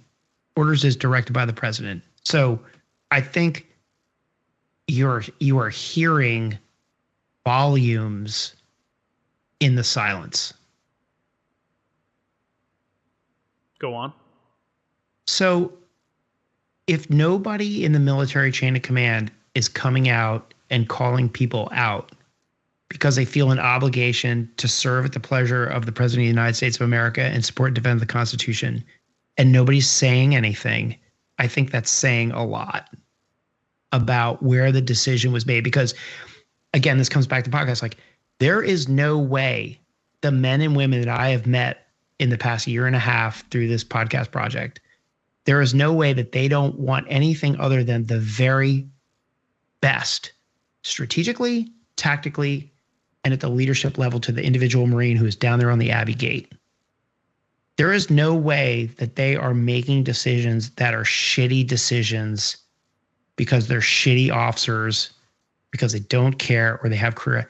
I do not believe that to be true. I don't think they're doing, maybe they're not doing it intentionally, but I will say this: 13 Marines, 13 service members were killed, and then following that, we bombed a family and killed 8 kids and 2 adults. Mm-hmm.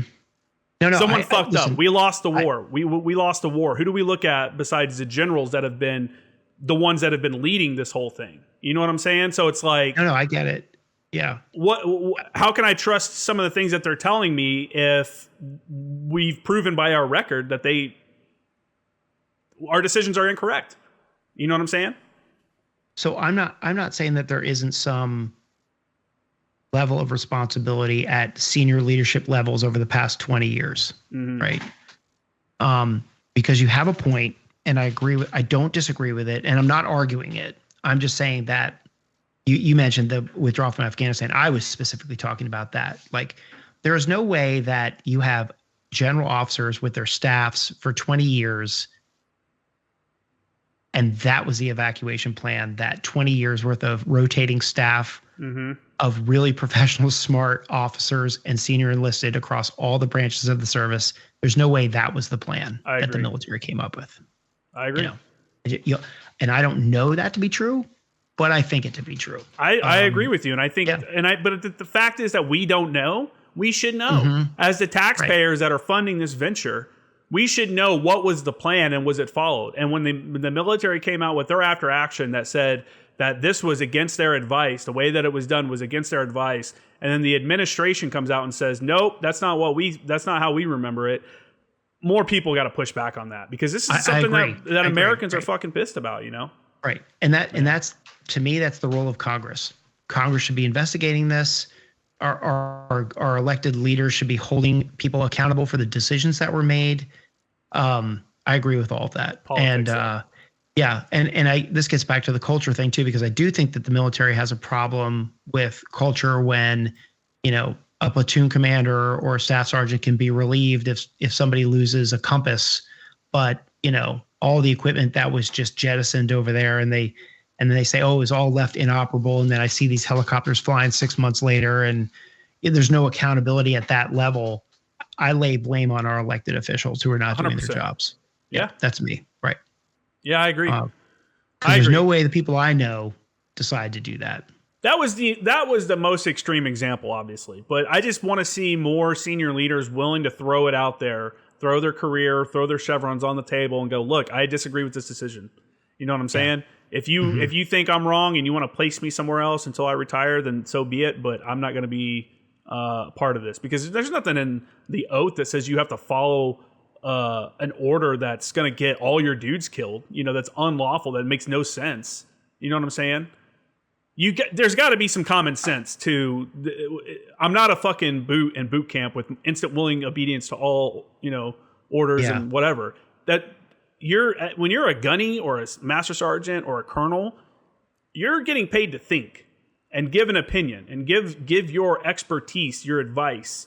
And if someone doesn't want to take that advice, then you need to be willing to say something about it, and then let them. Right. And then if they go from there, then that's on them. But if you just sit there and don't say anything, and you let whatever it is be something as crazy as the evacuation from Afghanistan, or something all the way down to how we're going to improve life in the barracks, if you're not willing to step up and say that your Marines deserve better, then you really need to consider getting out of the organization and go find something else to do. Yeah. I also don't know what I don't know. For sure. Yeah, and I don't know how much people stood up and slammed their fists on the table, but I also here's devil's advocate. It's also possible that the reason leaders didn't take the position that you were just saying could be taken, which is like throw your stars down or throw your rockers down and say, enough is enough, I don't support this plan, is that because you took an oath, right? And they see it as, hey, listen, if I quit, I'm not doing my job and upholding my oath to support and defend the country. Because where does that leave the organization if a 4-star general quits or a 2-star general quits? I don't know if that accomplishes anything. And I think I suspect I would feel like I was acting counter to the oath that I took. Well, the oath, that's just how I think I would feel. I mean, if someone was telling me, hey, you got to send all your guys through this breach and 99% of them are going to get killed. But when I look at the objective is something stupid. That's a lawful order, but am I going to do that? Am I going to send all my guys through a breach where they're all going to get killed for something that I know is not worth it from my experience and being in the military? No, yeah. I'm probably not going to do that because I'm going to say something. You know what I'm saying? I'm going to push back on something like that. There is an oath. Yeah, there is. It's the military. There's a chain of command. There's all that. But at the end of the day, you're fucking with people's lives. These are real people. These aren't numbers on a spreadsheet. These aren't whatever. These are real people with real lives, and the maybe off comment or off the cuff like command to go do something doesn't affect you as the commander or seems like whatever, but to the guys that are being affected by it directly that have to go do whatever it is, it can be a big deal. You know what I'm saying? It could be something that affects them. And if you want to keep retention, then you got to show to the guys at the bottom, the ones that are at the pointy end of the stick that are going to be fucking dealing with whatever the retributions are from that command, that they're being backed by their leaders and that their leaders have their best interest at heart. You know what I'm saying? Right. So thankfully I never was faced with taking a decision like that. And I'm thankful for that every single day. But two of the most powerful scenes in the movie Band of Brothers with Tom Hanks was when, and everybody knows this who's seen the movie, but the scene on the beach when he's behind that pillbox and he's got the little mirror out, and he's looking up at the machine gun nest and he keeps sending the, hey, Smith, Jones, Smith, you're up. And they run around and they get gunned down. And he sends 3 more and he sends 3 more. And like, to be that captain, that leader, or any leader, it doesn't matter the rank, in that position where he just keeps sending people. I mean, that's an awful position to be in. For sure. And and I know it was just a movie, but at the same time, it's pretty indicative of a situation that can be faced by any leader, which is like you were saying, how do you keep sending people to their death? And sometimes that's part of the mission. But it's hard. But in that example, though, the scenario is that I have to go and take out that machine gun nest so that the rest of these guys can live. That's right. That we can make this happen. The objective was worth, is it worth the guys' lives? That's obviously hard to say that, but it's there's a reason for it. To me, I don't know, man. It's easy to sit. Easy to sit on the sidelines now and bitch about, everyone up higher sucks. Everyone hates higher. That's the thing, but the reality is, look at Iraq right now. They just had riots and protests or whatever, and their parliament has been taken over by rioters. Look at Afghanistan, 20 years of war. All of our senior leaders should take a real deep, hard look at themselves and think about what the fuck they did wrong. Because we look like shit coming out of both of those. A lot of guys like myself, hey, I went and did my thing. I had a good time. It was tough situations sometimes. And I got what I wanted out of the Marine Corps. But there's some guys that are out there dealing with like, hey, was what I did right? Was me going there and, maybe they got put in really shitty situations. Was it worth it? Was losing John worth it? You know what I'm saying? And again, the reality is we lost Afghanistan. So fucking figure it out, senior leaders. It's your fault. You're the half politician generals. Figure it out what went wrong and don't let it happen again, Right. And I'm out of room to talk about that because I wasn't there, but it's just I get what you're saying, and I'm not debating with you. I know at all. I know you are, and this is why I really value our friendship so much. I learn so much every time I talk to you. I think there's a lot more to that story than anybody really knows, and it's such a shame that it's come to that. I'll even use that. The recent vote in Congress, where they passed the thing in Senate about expanding. I think it was called like the PACT Act for or the something, air clean, right? Yeah, Yeah, right. pits. And then it passed with like 80 senators, and now all of a sudden it's not passing. And I mean, how do you then, like, let's just say I had kids. How do you convince Dave Armstrong, the father of an 18-year-old who's going to go in the, like, you know what I would tell my kid? Don't you dare go in the Marine Corps, right, or the military right now. I mean, that's how I feel. I'm not telling I would say that, but like when I see things like that, I'm like, we have a bunch of elected officials who don't give a shit about the military men and women that they're sending into combat. Forget the fact that we lost the war. Like, we're out of that, and they're still doing stuff like that based on politics. And I think that a lot of the culture and the issue stuff that's going on right now is a function of just political dysfunction in this country. I don't want to turn this into a political conversation, but like, I get so disappointed when I see elected leaders who, by the way, also raised their right hand and swore a fucking oath. They don't care. Okay. And this kind of stuff is happening. I just talk about poor, non-existent leadership. They're the ones that I'm calling out, right? Because I do believe that our leaders all the way up the chain of command have the very best intentions in every single decision that they make. And it's our elected officials who are failing us on a daily basis. Republicans and Democrats. My problem with acts like that or congressional pieces like that is that it's so fucking full of bullshit. You know what I'm saying? Pass bills that fund a single thing or have one focus. Because you have really good legislation that's out there that's being crafted, but then it gets ruined because someone says they're not going to vote for it unless you add this in. Right. Add this in, add that in, and then you can get my vote. And then it becomes this bloated, what was that bill? $400 billion? You know what I'm saying? Like, yeah. Hey, as a veteran of Iraq and Afghanistan that huffed my fair share of fucking burn pit smoke, I want people to be taken care of, but I also don't want us to keep frivolously spending money. That's why I mean, you're a finance guy. Why is inflation bad? Right? Too many dollars chasing too few goods. Right? We're gonna add. We want to keep adding more and more dollars to the mix. And I also will say this too. Keep seeing on social media, like, people are like, well, they didn't vote for it because people hate, Republicans or whoever didn't vote for it hate veterans, and, the VA sucks and they're not helping anyone. I've had the opposite kind of interactions with the VA. I've had nothing but a good experience working with the VA. I'm honestly kind of tired of veterans bitching about how bad they have it when we have more benefits that go to us than any other group in the country. You know what I'm saying? Yeah. Mm-hmm. Can it be better? Can stuff be better? Can the VA be better? I know it's hit and miss. Locations vary. Some of the locations are great. I'm in San Diego. I got a good one. And I know some areas suck. But at the same time, we got to be honest and admit there's a lot of guys out there milking the system just to get a VA fucking paycheck every month. That's 100% true. I think that's true. And there's guys that are going to bitch and say that they're not getting the care that they want because they're trying to move the ball forward to get a few more bucks every month out of it. And if you think I'm wrong, then call me out on it. There's a lot of guys out there. There are guys out there that need help and be treated.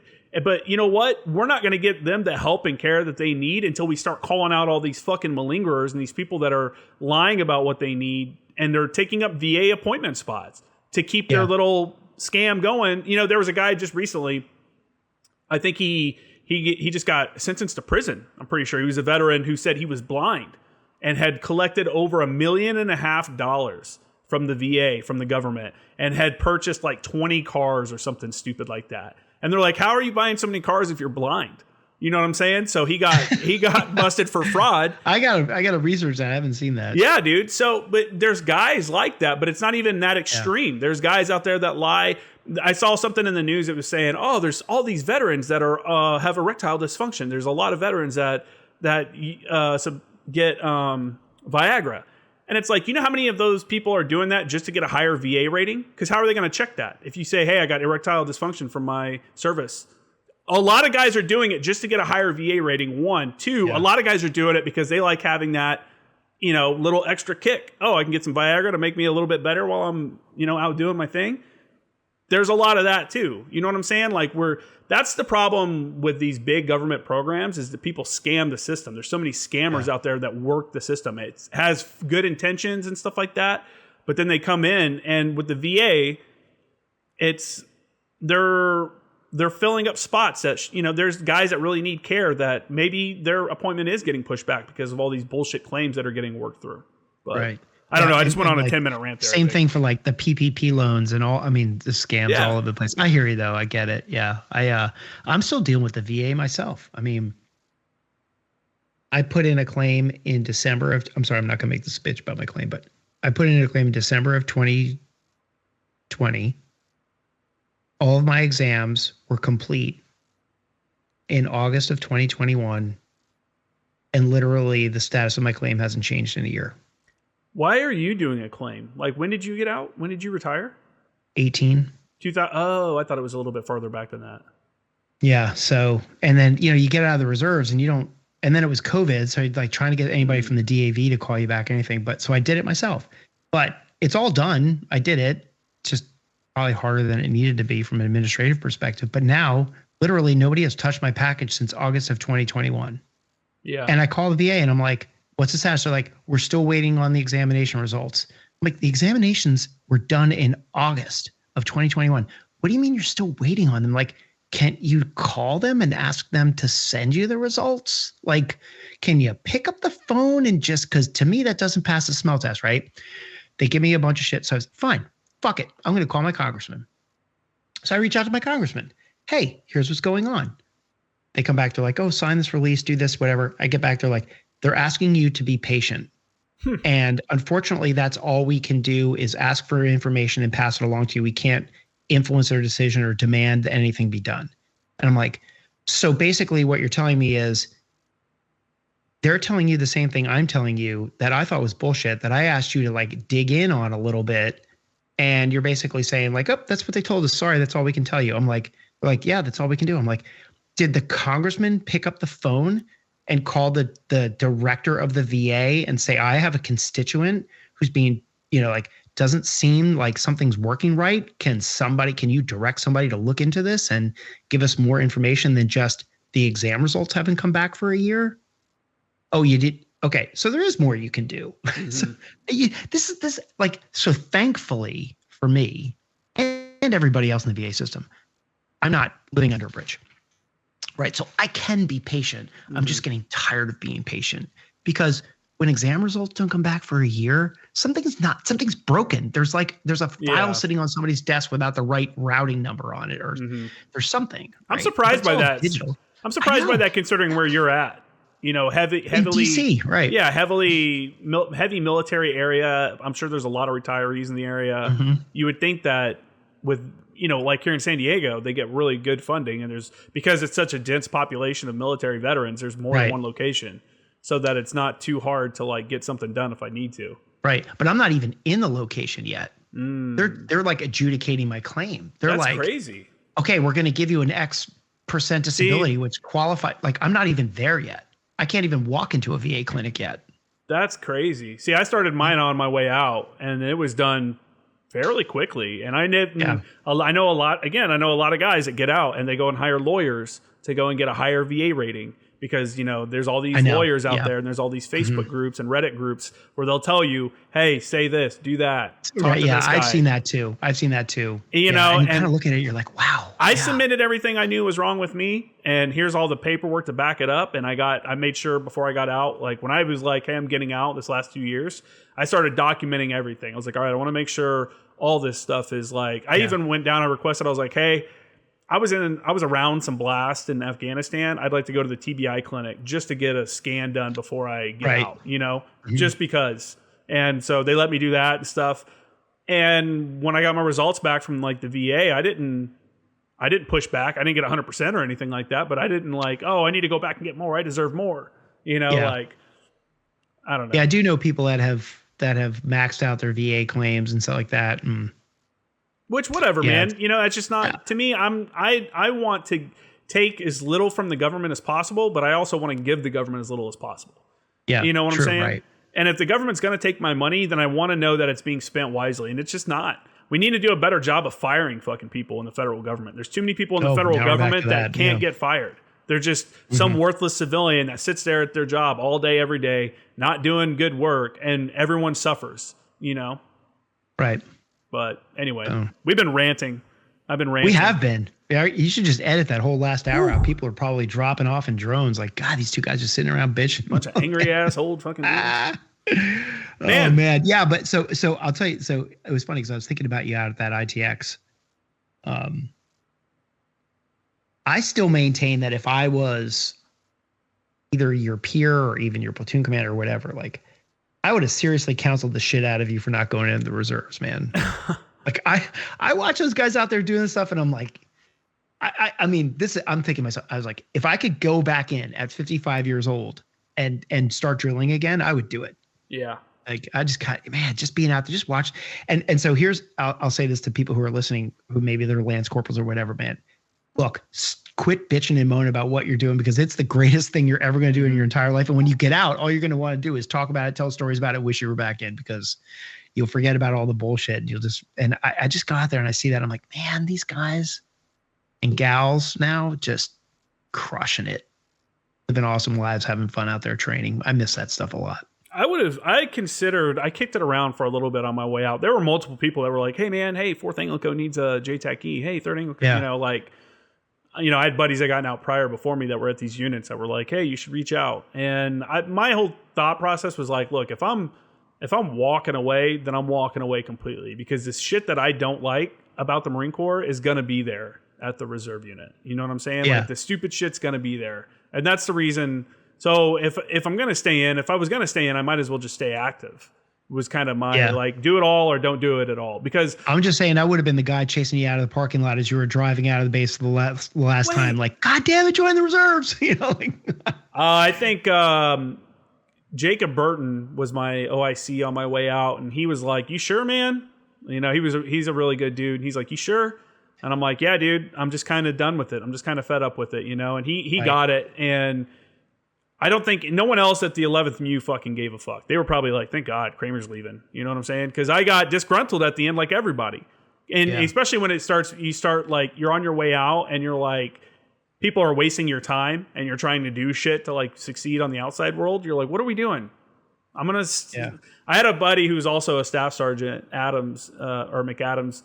He goes, bro, there's nothing better than a staff sergeant with nothing to lose. And I was like, oh yeah? Because he's like, you always come up with some shit like you just call it out. When someone says some bullshit, he's like, you just fucking call it out. And I'm like, yeah, what are they going to do? What are they going to do? Kick me out? I'm on my way out. Who gives a fuck? If they do something stupid, I'm going to say something about it because that's what we should all be doing. That's how we get better. And the fact that we don't do that is just crazy. So, but we don't have to get into all that. Hey man, this has been a great conversation.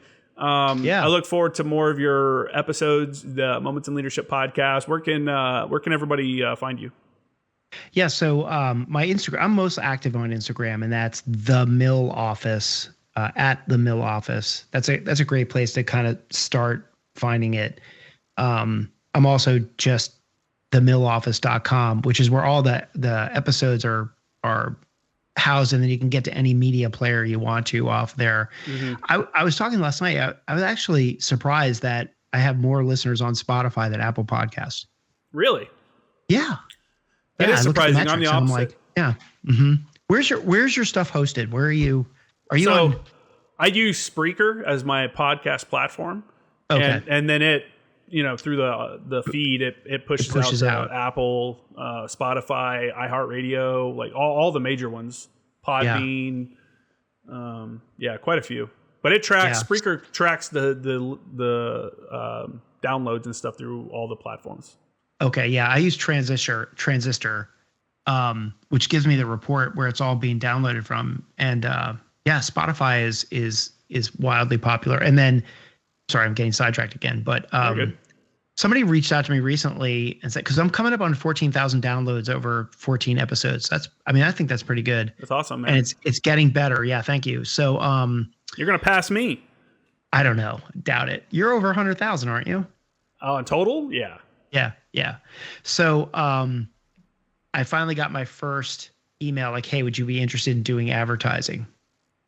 And it was that manscaping device, No way. Yeah. That's awesome. And they're like, hey, listen, we'd started this out with a trial. Like, we'll give you some talking points and you'll do it in the middle of your, podcast. You'll say the talking points and we give you a code.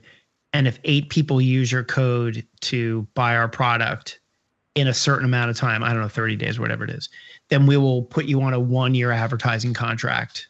Oh, that's awesome, dude. Yeah. And I was like, I don't know, but then I'm up at 29 Palms for ITX, and I'm talking to somebody in the Brass and Rocker, which is the Staff and CO and Officers Club now, which by the way is really awesome.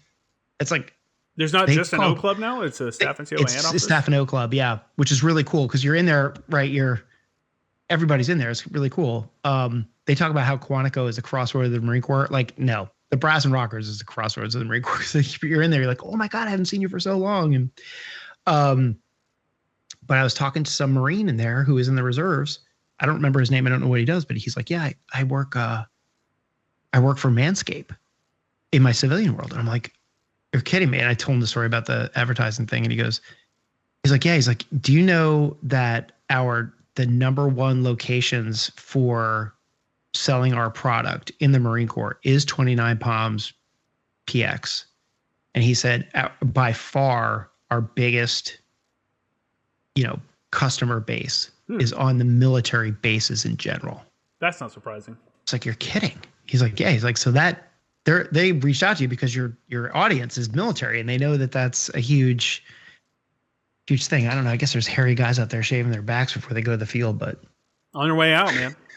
I remember being in Afghanistan or wherever, and dudes that didn't shave their pubes the whole time would fucking try to shave them right before they leave. They're in there fighting it out. It's like, oh my God.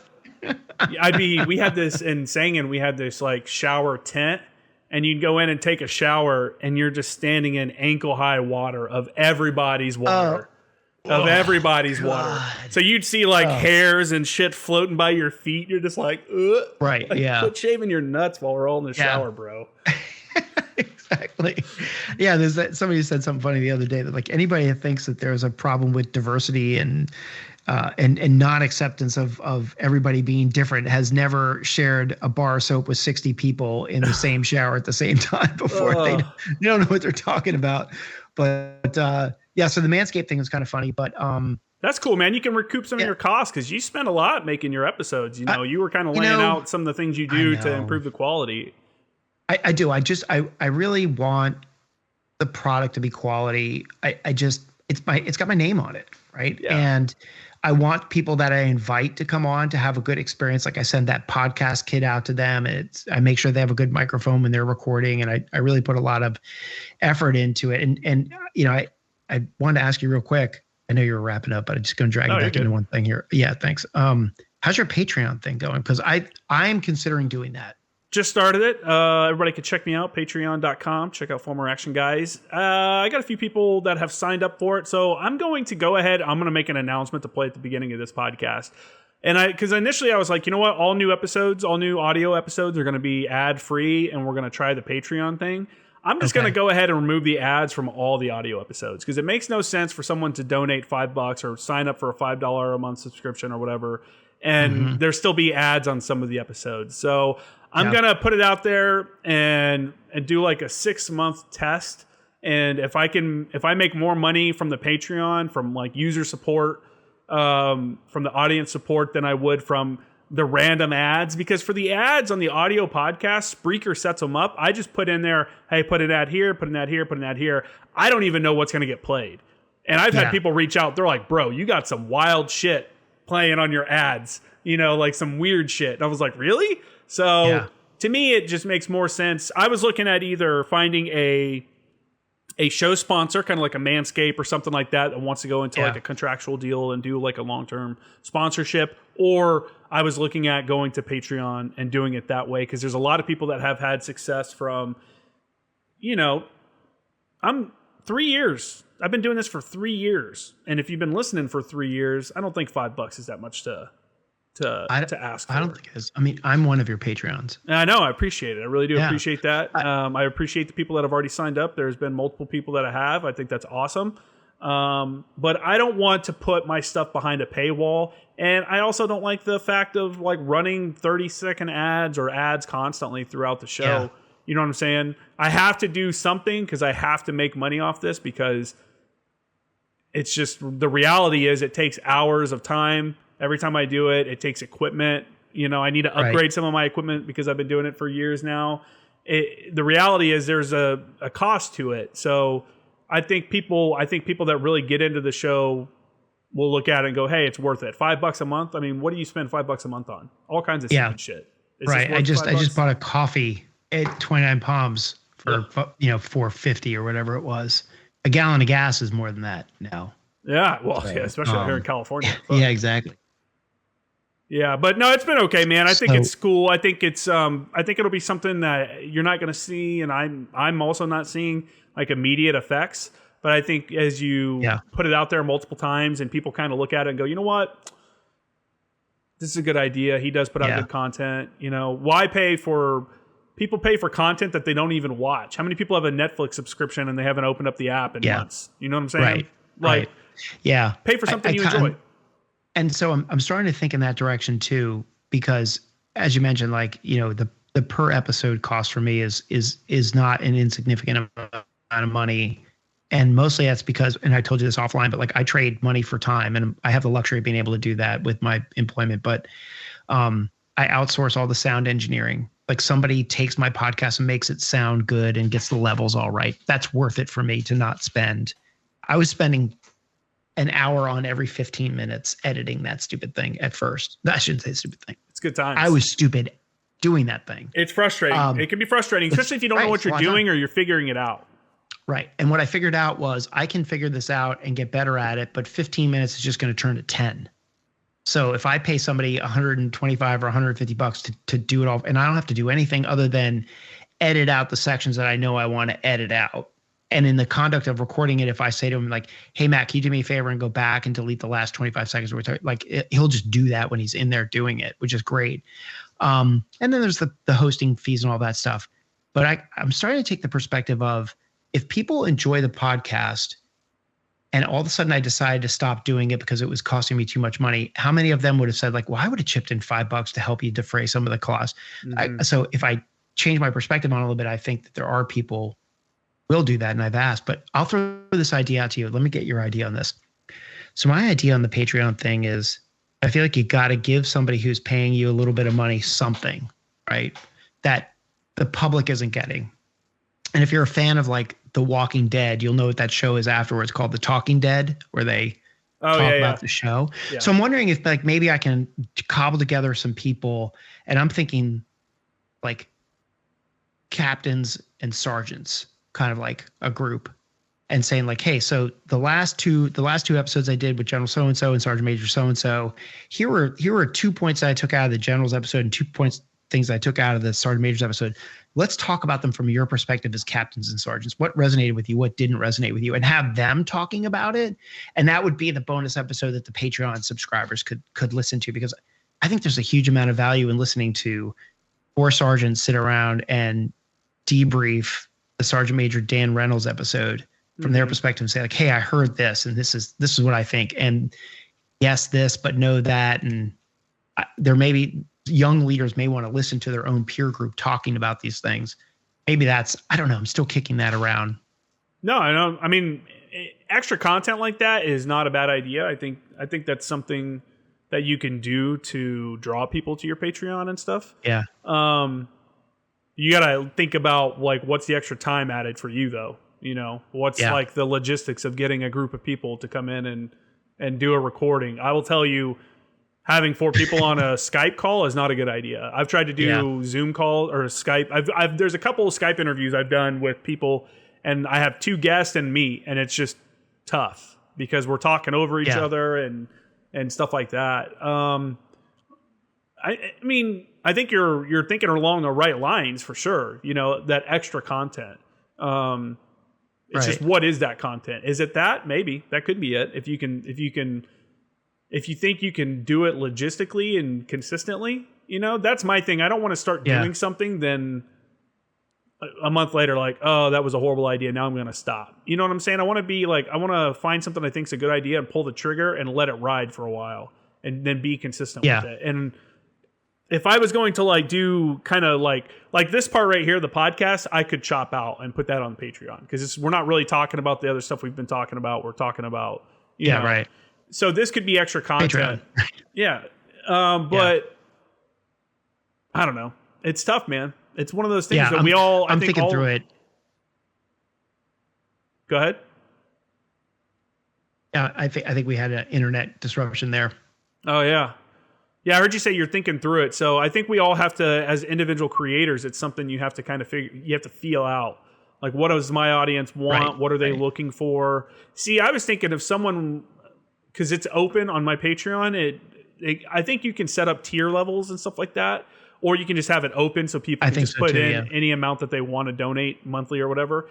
And I was thinking in my own mind, like, well, if someone decides like, hey, this show's awesome and I'm going to donate $20 a month, well, for something like that, I would probably send somebody like a free t-shirt. You know what I'm saying? Because that's cool. Because you're obviously, I don't expect someone to do that. You know, I've had guys like you and stuff that have been on the show are donating. I'm like, come on, man, you help make the show. You don't have to do that. You know what I'm saying? Like, yeah, but it's, I don't know, this karma too, right? Like, just kind of, yeah. You support the people. Like, I appreciate you saying that, but here's the other thing too, is you've donated a ton of personal time to help me with some things. Like, I don't know.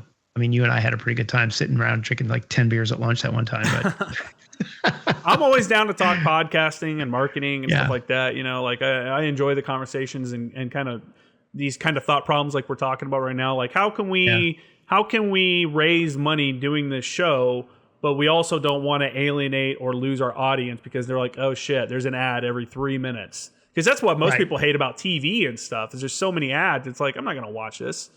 Right. You know? Yeah. Or I just hit the 30-second plus whenever that stuff's coming up. Cause I'm like, I know each ad's probably 30 seconds and I'll skip through them. I don't even listen to them. So I don't know how effective the advertising is anyway. I'm just waiting for Spotify to come and give me a Joe Rogan deal. And I'm waiting for that $100 million deal. Me too. And then I think it came out that he actually got $200 million. Wow, man. Jeez. Can you imagine? Yeah. And not be really like a slave to a network like NBC or CBS who says what you can and can't say. And yeah, I just love the medium. I think it's great. Yeah, for sure. I think it's an awesome thing. And someone like him that's grown it, and you look at, his show is such an inspiration. And for the fact that I think a lot of people look at Joe Rogan and they're like, look how famous he is. I can't believe he got $100 million or $200 million. And it's like, bro, what episode number is he on? Like 1,300. You know what I'm saying? It's crazy. And he didn't become like mainstream until like 800 or 900 episodes in. So for years, that dude's been recording and releasing and talking and doing all these things for years, and nobody cared. And he finally made it. So when I see people that are like haters of his, like, I can't believe that. It's like, bro, he put in the work, man. That's on top of his other job, his real job of being a comedian or being an actor or whatever you did, his other stuff. Yeah, all the stuff he did. Yeah. So to me, it's like, that's how I look at it. When I started the podcast, I was like episode 001. And I know people probably looked at that and they're like, what's that? Like, why did he do it? Why did he write it like that? But to me, that was like a personal challenge. Like, I'm going to make it to episode 100, because if you can't make it to episode 100, you're not going to make it to episode 1000. If you're not going to make it to episode 1000, you're not going to make money off of it. You know what I'm saying? So I looked at it as like, if I'm going to start this, that's where I'm going with it. It's long term, and I'm putting the onus on myself by starting it out with episode 001, and eventually it's going to be episode 100. Yeah, that's awesome. Well, I'm gonna celebrate episode 25. That's my goal. Kind of do it. That's awesome. Yeah, you got to start somewhere, man. The road to 1 million downloads starts with one, right? It's true. It's true. But hey, so thanks for all your support. And I'll end up also with telling people, hey, listen, if you're out there looking for a community, if you're out there looking for, to get back into a tribe and you kind of miss the guys and gals you're hanging out with the military, go check out PB Abate. I'm a huge proponent of that. I'm investing my own personal time and treasure and talent into helping get that organization not up and running, but just continuing to be up and running. Mm-hmm. And it feels good. And I'll tell you, I see the good that it's doing. So find a chapter in your town, see if they have a chapter. If they don't, maybe consider starting one, and you don't even have to be in a chapter to take advantage of some of the things that they're doing. Like they did a hunt thing, and they've done a strength club, and they have a running club. They have all kinds of these clubs. I think the golf club just met recently, and it's really great. And there's a lot of goals to get those things opened up. The chapters open up like at Camp Lejeune and Camp Reynolds, so they're right there, almost like a VFW. So it's really progressing in the effort, and the things that we're doing there are really great. So, pbabate.com, go read about it. I'm not asking for people to donate. I'm asking for people to get involved and participate in it. Like be a consumer of it. Yeah, man. If you ever need anything from me for that, I know you're on the board. Let me know. Thanks. I'll help out for sure. It's, the free advertising is the best advertising. So yeah, thanks for giving me a chance to just give that a shout out too. But yeah, man, it's good catching up with you. Yeah, man. Anytime. I love having you on. It's been great. People check out his podcast, Moments in Leadership. It's on all the platforms. Check out my Instagram at Former Action Guys, at Former Action News to get those news updates. Like we've been talking about, hit up my Patreon. If you don't want to make a donation, maybe you want a t-shirt, my Former Action Guys podcast shirts and hoodies and stuff are all at jkramergraphics.com. Check that stuff out. Thanks again, man. Really great episode. Yeah, you're welcome. And it was great. See you at the next one. Yeah, and if you're a former Anglico guy, make sure you go buy the new Anglico Jack pin that you have. I got. Oh that. yeah, you like cool. that? Yeah. Awesome. Yeah, I knew. I was like, man. I was like, people are gonna want this. I was like, I got to get some of these made. It's gonna take. It took like 6 or 8 weeks for me to get them. But I think they turned out really good. It's a great lapel pin. So if you're a former Anglico guy or gal, go get one of those because they came out really awesome. They're cool. I just wore one the other day, and if you're proud of your Anglico heritage, go sport that thing. It's pretty cool. Yeah, sure. All right, man. Thanks again for having me on. Yeah, man. All right, that's that. All right, take care, Justin. Bye. Hey, have a good day, dude. You too.